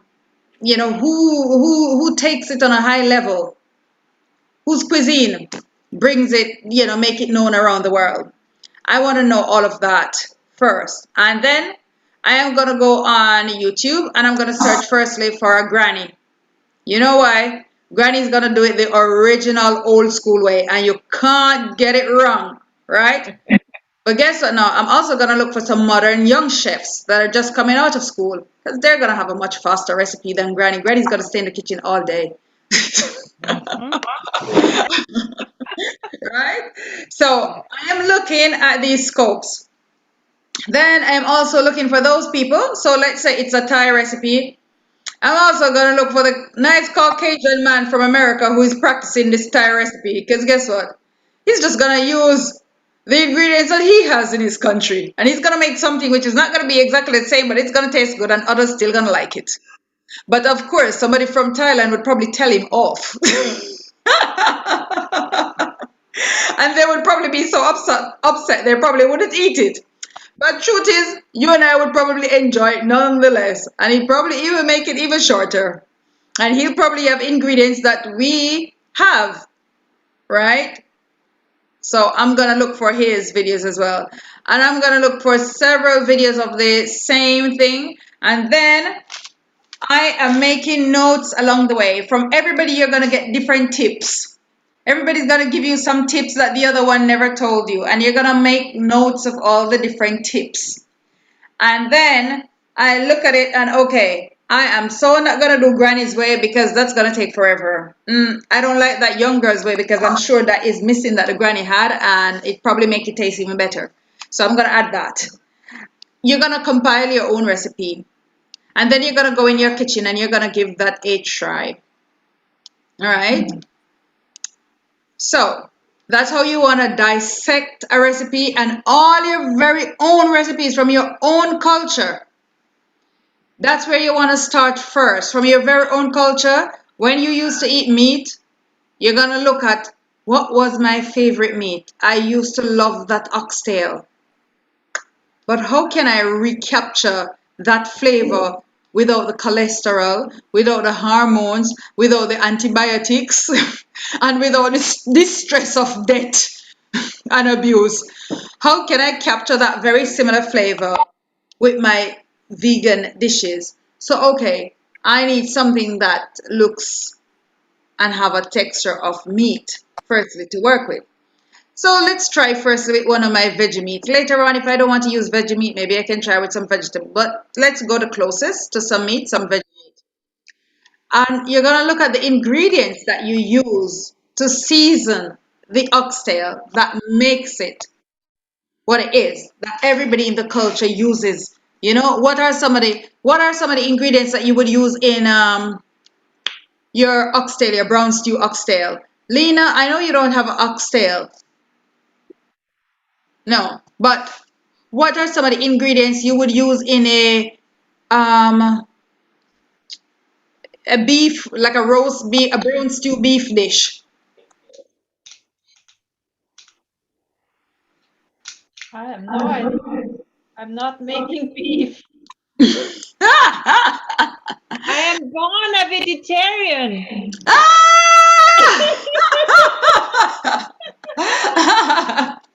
All right then. All right, but for those who can relate, what are some of the ingredients that you would use in a typical oxtail dish in your country?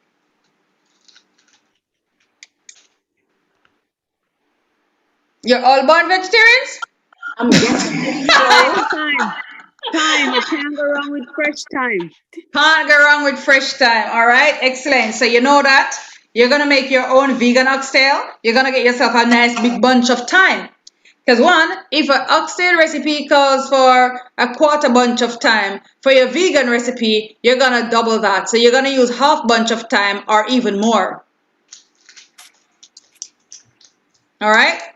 What else would you put in your oxtail? Your mom or your grandmother used to put in the oxtail or the roast stew beef, the stew beef on Sunday.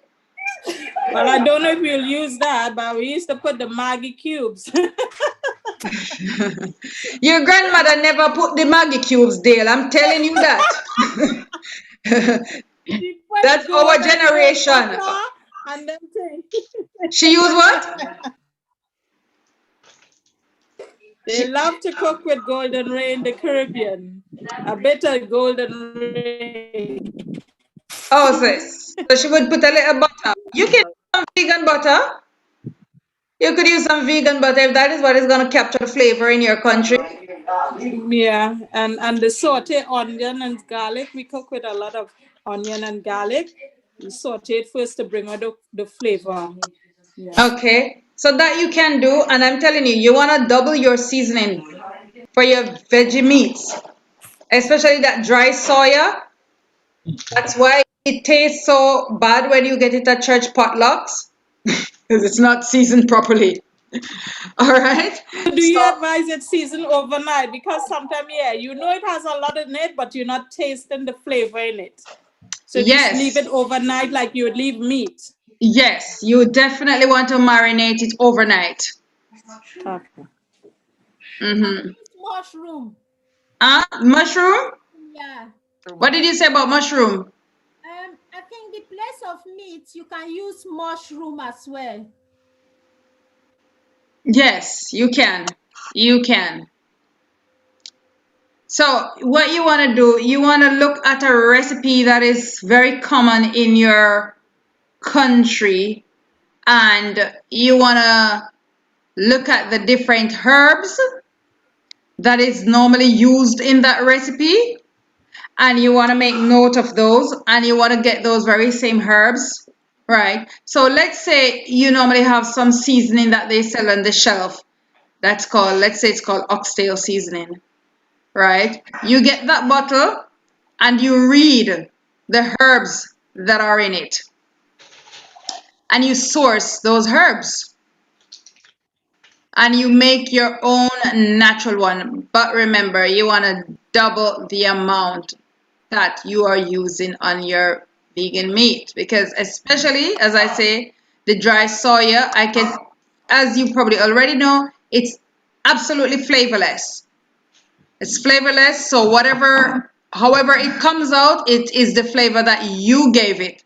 So if it doesn't taste good, it is your fault. And if it tastes good, praise the Lord. It's all you. Right? So you want to just look at what is used on your traditional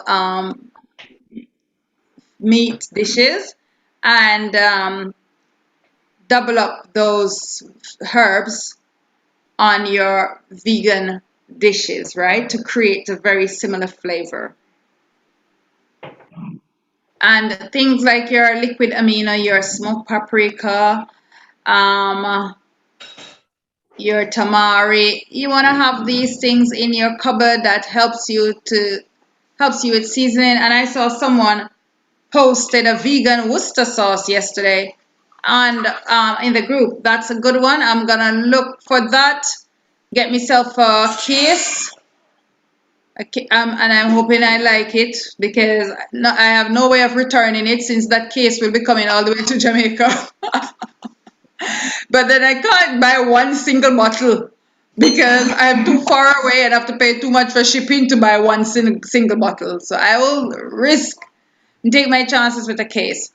But like Worcester sauce, the vegan Worcester sauce, if it tastes similar, is something that can use in your brown stew dishes, in your stews. It goes well in your stews. So now, curry, Thai green curry. Is Sylvie still online, or she's dropped out? I'm still here, but struggling to hear. All right. Are you able to talk us through I will show a Thai green curry recipe afterwards. Are you able to just talk us through the chapati, so we can write it down? We will be writing it down step by step, so you will have to go slowly with us.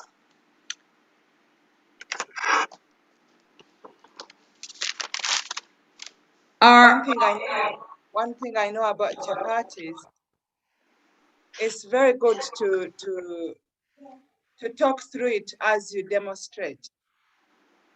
All right, guys, are you able to go in your kitchen? What's the first ingredients? Tell us the ingredients, and let's see if it is something that people could just go in their kitchen and quickly do up. Yes.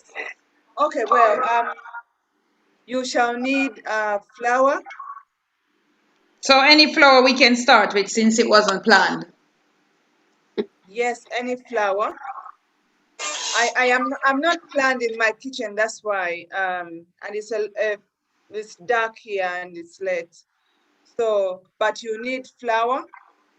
There is chapati flour they sell in Tesco that I used to like to use. Oh, you can't use normal flour? You can, but the texture of the chapati will come out different. Okay. Yeah, some people use even a self-rising flour, or they mix different types of flour to get the texture that they want. But Tesco does a very good brand that we usually, it's wholemeal, and that's the one we like to use, since we are following the health diet, because the white flour is not good, obviously, for obvious reasons. But if you can get yourself to Tesco and get the chapati flour with the red, I think it's called chapati, but it's red and white. Okay. That's the best. Yeah, it is soft enough, and it's not as it's wholemeal, and it gives you a good texture of chapati. So when you have your bowl, all right, you get maybe a cup of warm water, warm, not hot. So flour and warm water. How much warm water? How much flour, by the way? Are we talking about 1 cup of flour, 2 cups of flour? Okay, if you want to make 2 cups of flour, you can use 1 cup of water. Okay, 2 cups of flour to 1 cup of warm water. Yes, and then depending on which cups you're using, obviously, and then you mix the warm water with the little soy, a little salt, a little salt, all right? And make sure you test it and see that it's not too much or it is not too little. It has to have that balance. So, Okay. and then you start mixing the flour into the water, with a wooden spoon or with your hands, whatever you want to use. You mixing as you see the consistency. What you're looking for is to make a dough. All right. Now, to some people in that mixture of water before they start putting in the flour, some people like to put onions, some people put in peppers, some people put in grated carrots. So all of this in the flour. Some people, personally, I don't. So variations. Yes, a variation. So you make it to your own taste. You can play around it in so many different ways. But what I'm going to take you through now, Is a basic. It's a basic. Yes. Okay, so ladies who are writing, you're going to write the basic chapati recipe. And then over to a corner of your page, you can just write variations, and you can write add threaded carrot. What else? Threaded onions. Or peppers. You mean hot pepper or sweet pepper? Sweet pepper. So threaded diced peppers. Yes, in small fine dice. Yes. Mm-hmm. But what I'm taking you through today is the very basic, so you can mix. Then we can do our variations as we feel. Yeah. All right. Yes.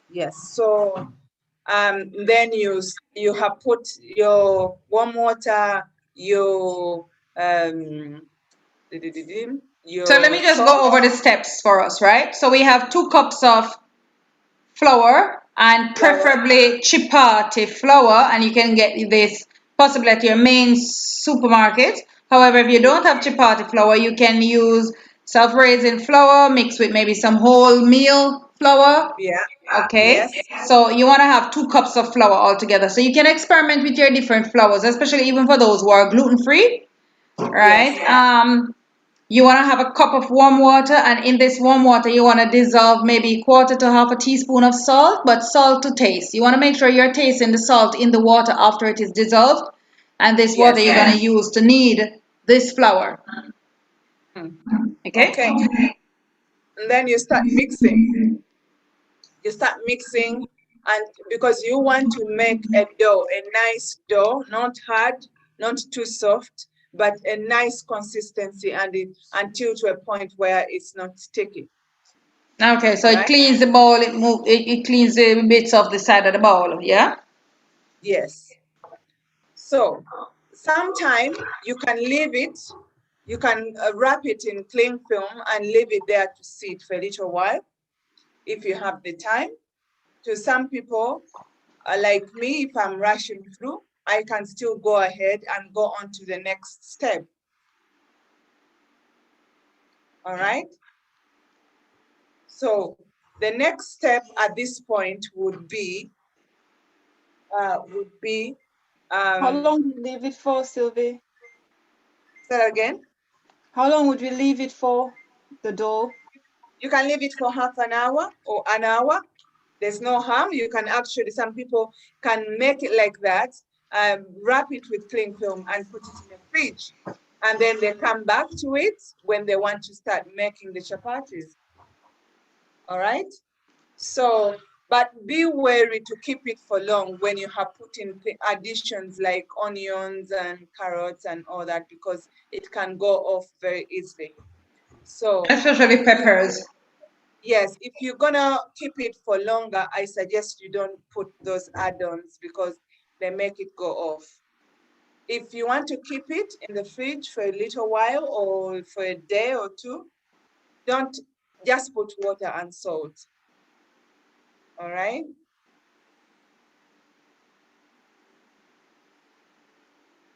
So next stage. Next stage, you put your nice dough on the counter. Make sure everywhere is nice and clean, obviously, because you're gonna need the the kneading rolling pin. The rolling pin, yes. And So you're gonna flour your counter first, yeah? You're gonna flour your counter, yes. Not too much, no. Lightly flour your counter. Yes, and then you put the dough there and start pulling, pinching a little parts of you know what I mean. Take small pieces, all right. Okay, so you want to cut your dough in maybe 8-10 pieces. You want to cut the dough first, and then have little balls that you can roll out. Yes, but this next stage is very, very important, and this is where you remember when you were kneading in the water, you never added any oil. So this is the stage where you're going to put oil on your on this next stage. So what I do, I just put the whole dough there. Some people can cut it in small pieces, whatever how many chapatis you want to make. And then you put it on the counter, put flour and start rolling. You roll it out and must spread a nice spread of oil, whatever oil you're using. Okay, whatever oil you've decided to use. Sometimes I use coconut oil because my goal here is not to burn the oil, but the oil to go into the dough. I rub oil all over it, and then I roll it like that. I roll it, and I roll it again like that, and I let it sit there. And I go through all the small pieces. And that is a very important stage because then the oil goes into it. So when you're cooking, you don't really need oil when you're cooking it on the frying pan. Did you get that? Yes, I got that. Yeah. Can I repeat it? Anybody lost? Because I'm not in the kitchen. Repeat. Yes. Please repeat that, please. Yeah. Yeah, thanks. Thank you. Yeah. Yes, that next stage is very important. All right. Maybe another time, at least I'm on the group. Another time, I'll take a video just like what I've done with Matoke. That would be good. Step by step, and then I post it in the video so you can be able to see it. All right. But right now, I'm just talking you through it. The next stage, it is very important again. Why? Because this is when you're going to rub oil on it.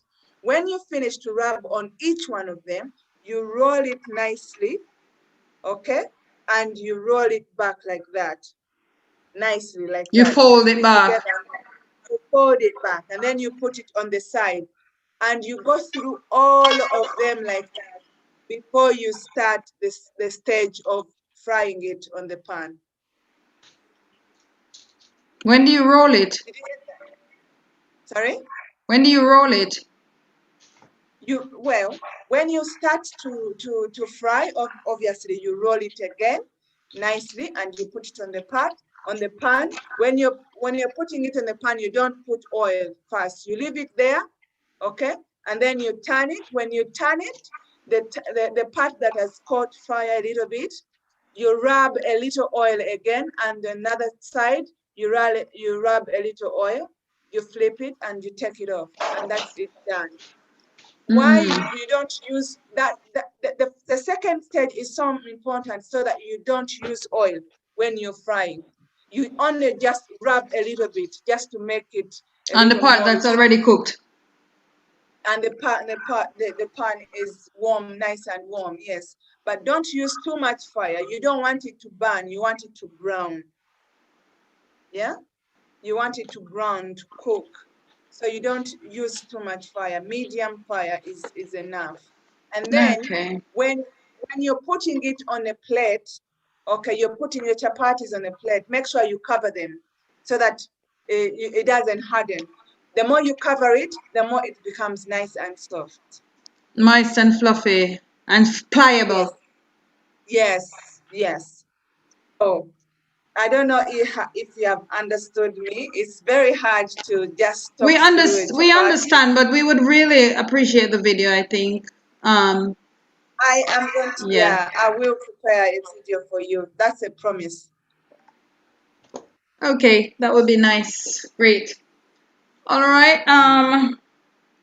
Thank you very much. I was informed that it's okay to let you go early tonight, so you can get good rest and you can review and catch up on your lessons that you are missing. Yeah, see everybody's smiling to that. Yeah. School let out early today. All right. So for your exam that is coming up, I want you to look at either preferably a recipe from another culture that you could give a try. So stuff that you could give a try that are very popular. And you want to look at some popular cuisines. So, you know, Thai cuisine is very popular, likewise Chinese cuisine.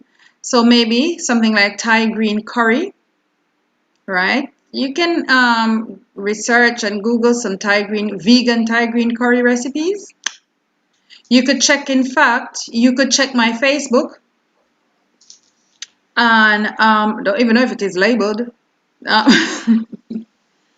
But I do have a video of a vegan Thai green curry that I had posted on Facebook. And you can't get it simpler than that because I was called at last minute just to do this recipe to teach someone it who was going to cook it for work the next day. And I literally had to draw on what I had in my fridge to make this Thai green curry. And it turned out very well.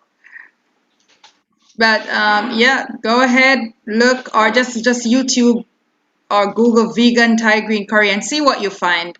And just look at a few recipes, come up with your own. And that's one thing that you could probably try for exam. Another thing is sweet and sour, vegan sweet and sour. Or maybe you just look for sweet and sour chicken and then you can try that with your tofu or one of your vegan meats or something like that. The other thing is sesame chicken, Japanese sesame chicken or some sesame seed chicken, or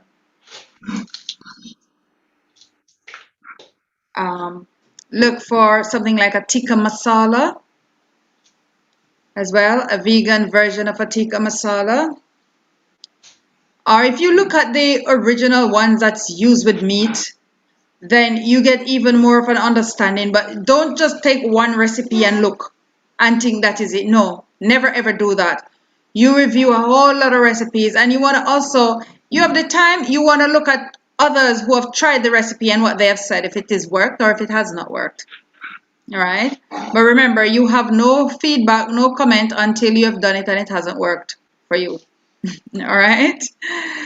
So, yeah, you want to look at some tikka masala, or what's the other very popular Indian curry? Masala. The other one that's with yogurt and They can do. Which one? They can do a tandoori. Tandoori. That's a nice one, boy. If you're gonna do tandoori, please invite me over. I can smell it already. Yeah, I want someone to do a Jamaican rice and peas and a vegan curry goat, and it cannot be a Jamaican. Why not? That's not nice. You know, me Americanize me there from your teenager. No, Nadia, no. No, Nadia. So, Lena, you know, there's a couple of recipes I've been just trying. Goulash. I want someone, and it cannot be someone from Eastern Europe, to try something like a goulash. Or, so write that down because you will need to research that goulash, right? And you got to try a vegan version of goulash. Can you spell that? Can you spell it, please?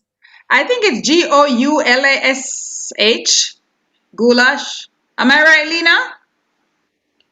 I don't know. I heard that name, but I don't know what it is.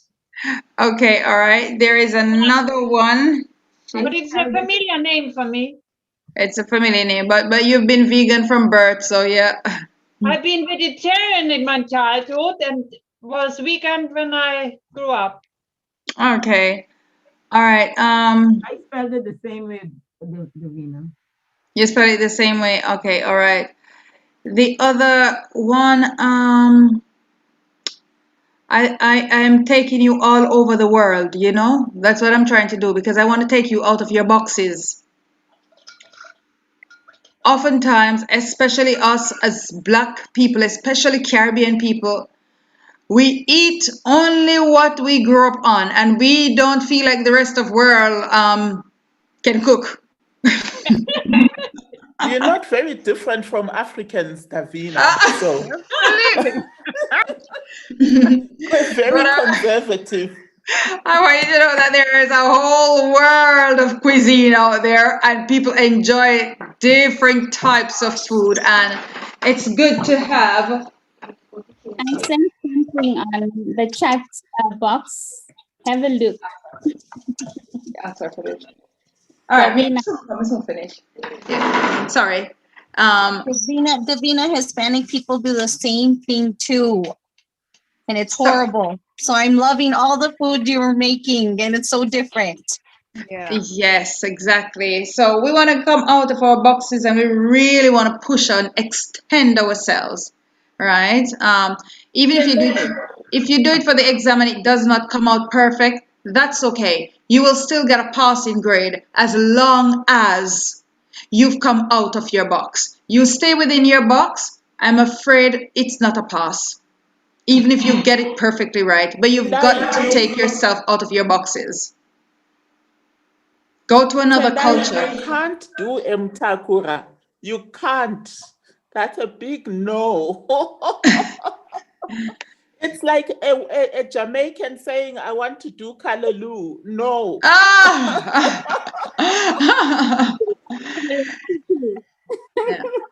You've got to... So for exam, you will need to submit, before the exam, you will need to submit your recipes, or your menu rather.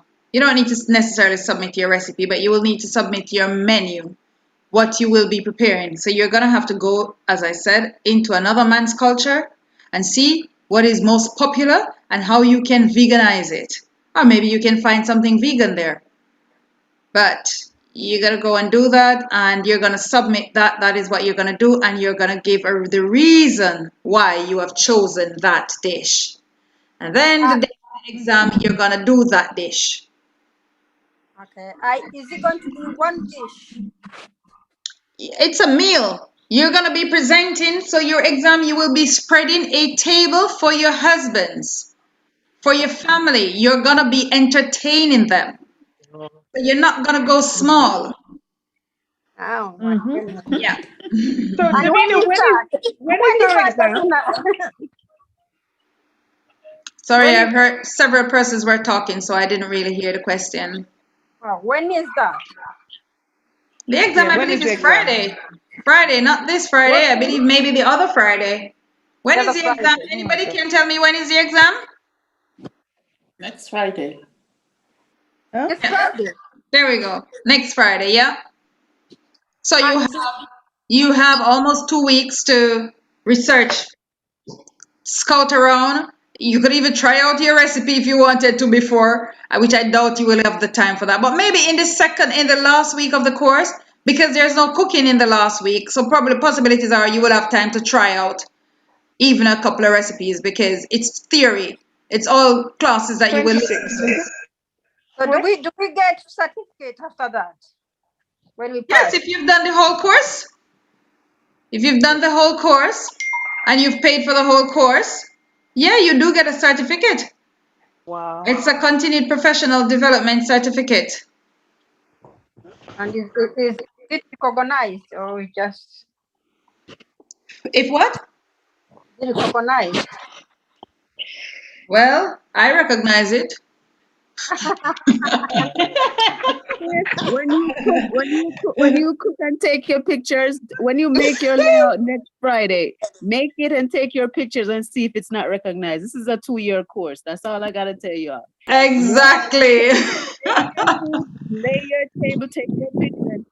And let me tell you something. You're not doing this course so you can go and work for somebody, you know. You're doing this course to empower yourself to go out there and do God's work without having a boss. Nobody must write your rota. When God says go to that client and make them a spread, a vegan spread, that's when you go. God is now your boss. He does your rota. He calls you and he sends you forth. But you're now equipped to go in any client's house, confident to know that, okay, you're no longer going to be eating these cheese that is clogging your arteries, but I'm going to make you some cheese that can replace that so you don't feel like you're lacking. And you're going to make them some vegan cheese. And you're going to charge them. Right?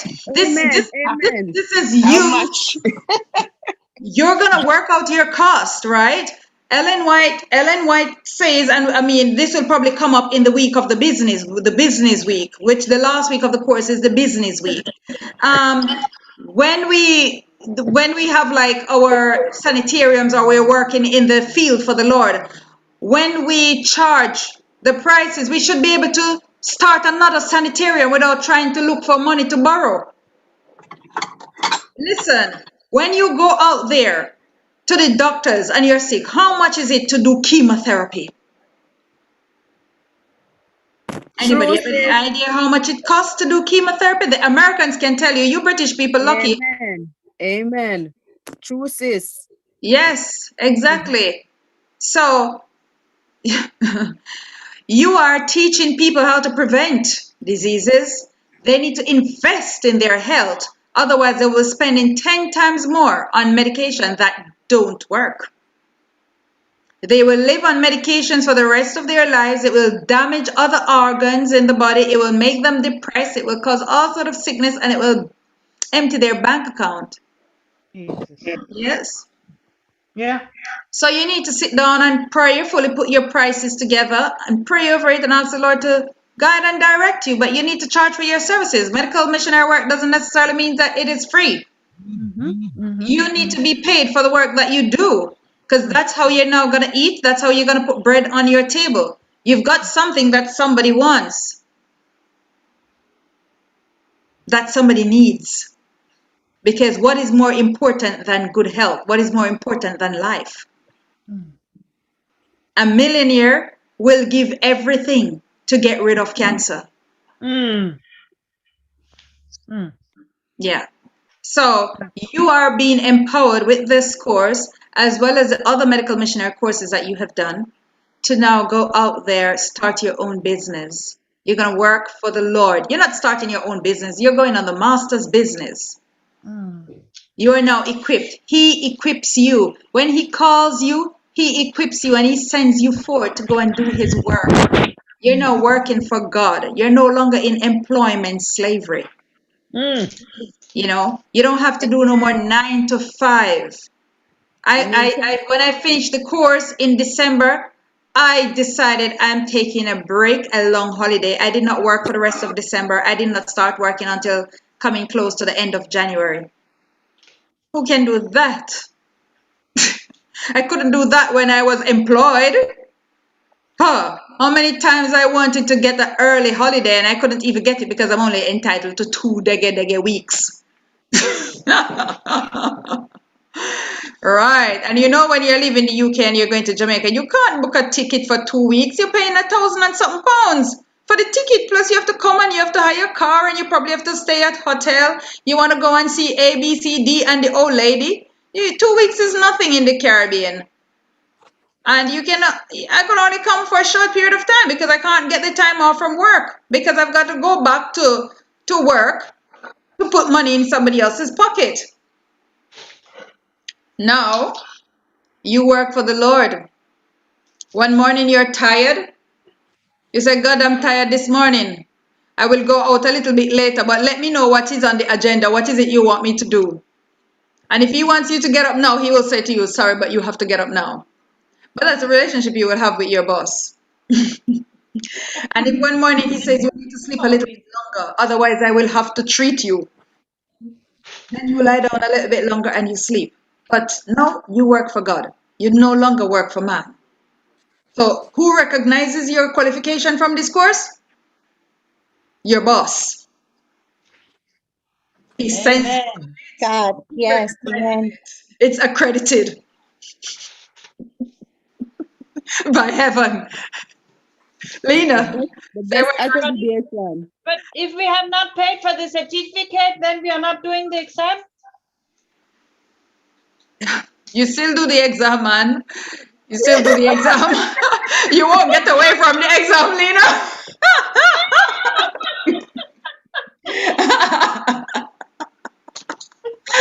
You still do the exam. So the exam is the Sabbath meal that we make next Friday. This Friday. Oh yeah, the exam will be your Sabbath meal. It will be the Sabbath meal. Yes, your exam will be your Sabbath meal. Yes. Okay. Yeah. And this Friday you're doing the lasagna. Yeah. And you can use veggie mince if you want, or you can use lentils, or you can use walnuts. What are you talking about now? This Friday coming for this week, it's a lasagna this Friday. And I'm saying you can use lentils, brown lentils. You can use brown lentils, or you can use veggie mince, or you can use walnuts to make the mince.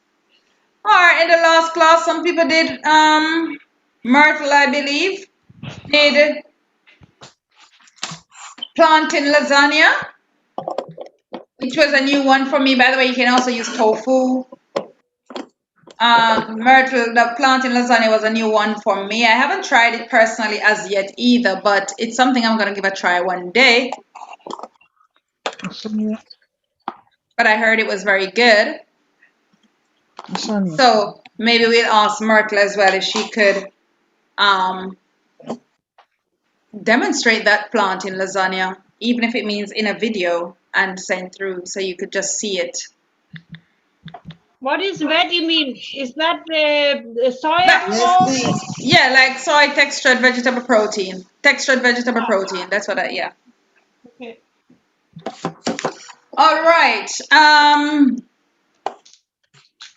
Tomorrow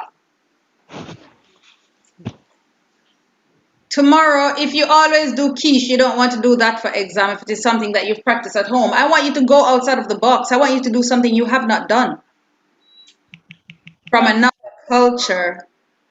So we just find a new dish. You want to find a new dish from somebody else's culture that you haven't done. Not tomorrow is frittata.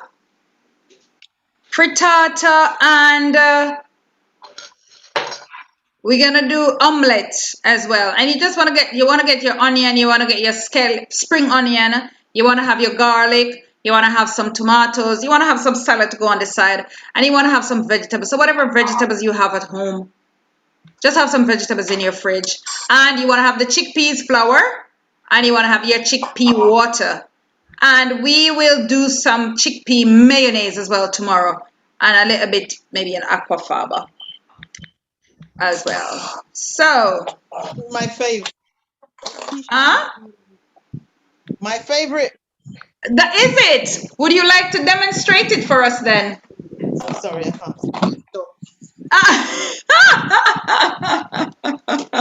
Your favorite, but you can't demonstrate it. That's fine. All right, then, everyone. I'm gonna ask someone to pray for us.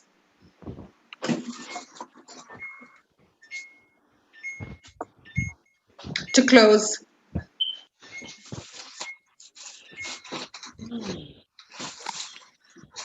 Okay, you want me to pray? Yes, please. Dear Father in heaven, thank you so much for your goodness and your love and your care for us. Father, thank you that we are still learning. Please help us to learn in a way that we are able to help it to reach other people. Father, give us new hearts and wisdom, and help us to understand your voice so that we are doing exactly what you want us to do. You know where you have the people that you have given us talents that we can reach. Thank you in Jesus' name. Amen. Amen. Thank you, and have a nice night. No cooking today. Hope you all are well rested for tomorrow. Good night, everyone. Night, Davina, can I ask Thank quickly, you. have the videos for the other 3 days been posted in the group? Because I'm not sure if I've missed the links. All right, I'll go through now and see it. I'm not sure, but I can send them again. Yeah, all right, thank All you. right, I'll send them in 5-10 minutes. Okay. Okay. Davina. Bye, and thank you. Yeah. Is a summarized recipe for the falafel and the, just a recipe and the ham. Good night, everyone. Night, Florence. Yeah, there was. I think I sent through the ingredients, but I can forward again. I could even forward a voice note from Victor. Okay. Good night, Colin. Thank you. Yeah. Night, night.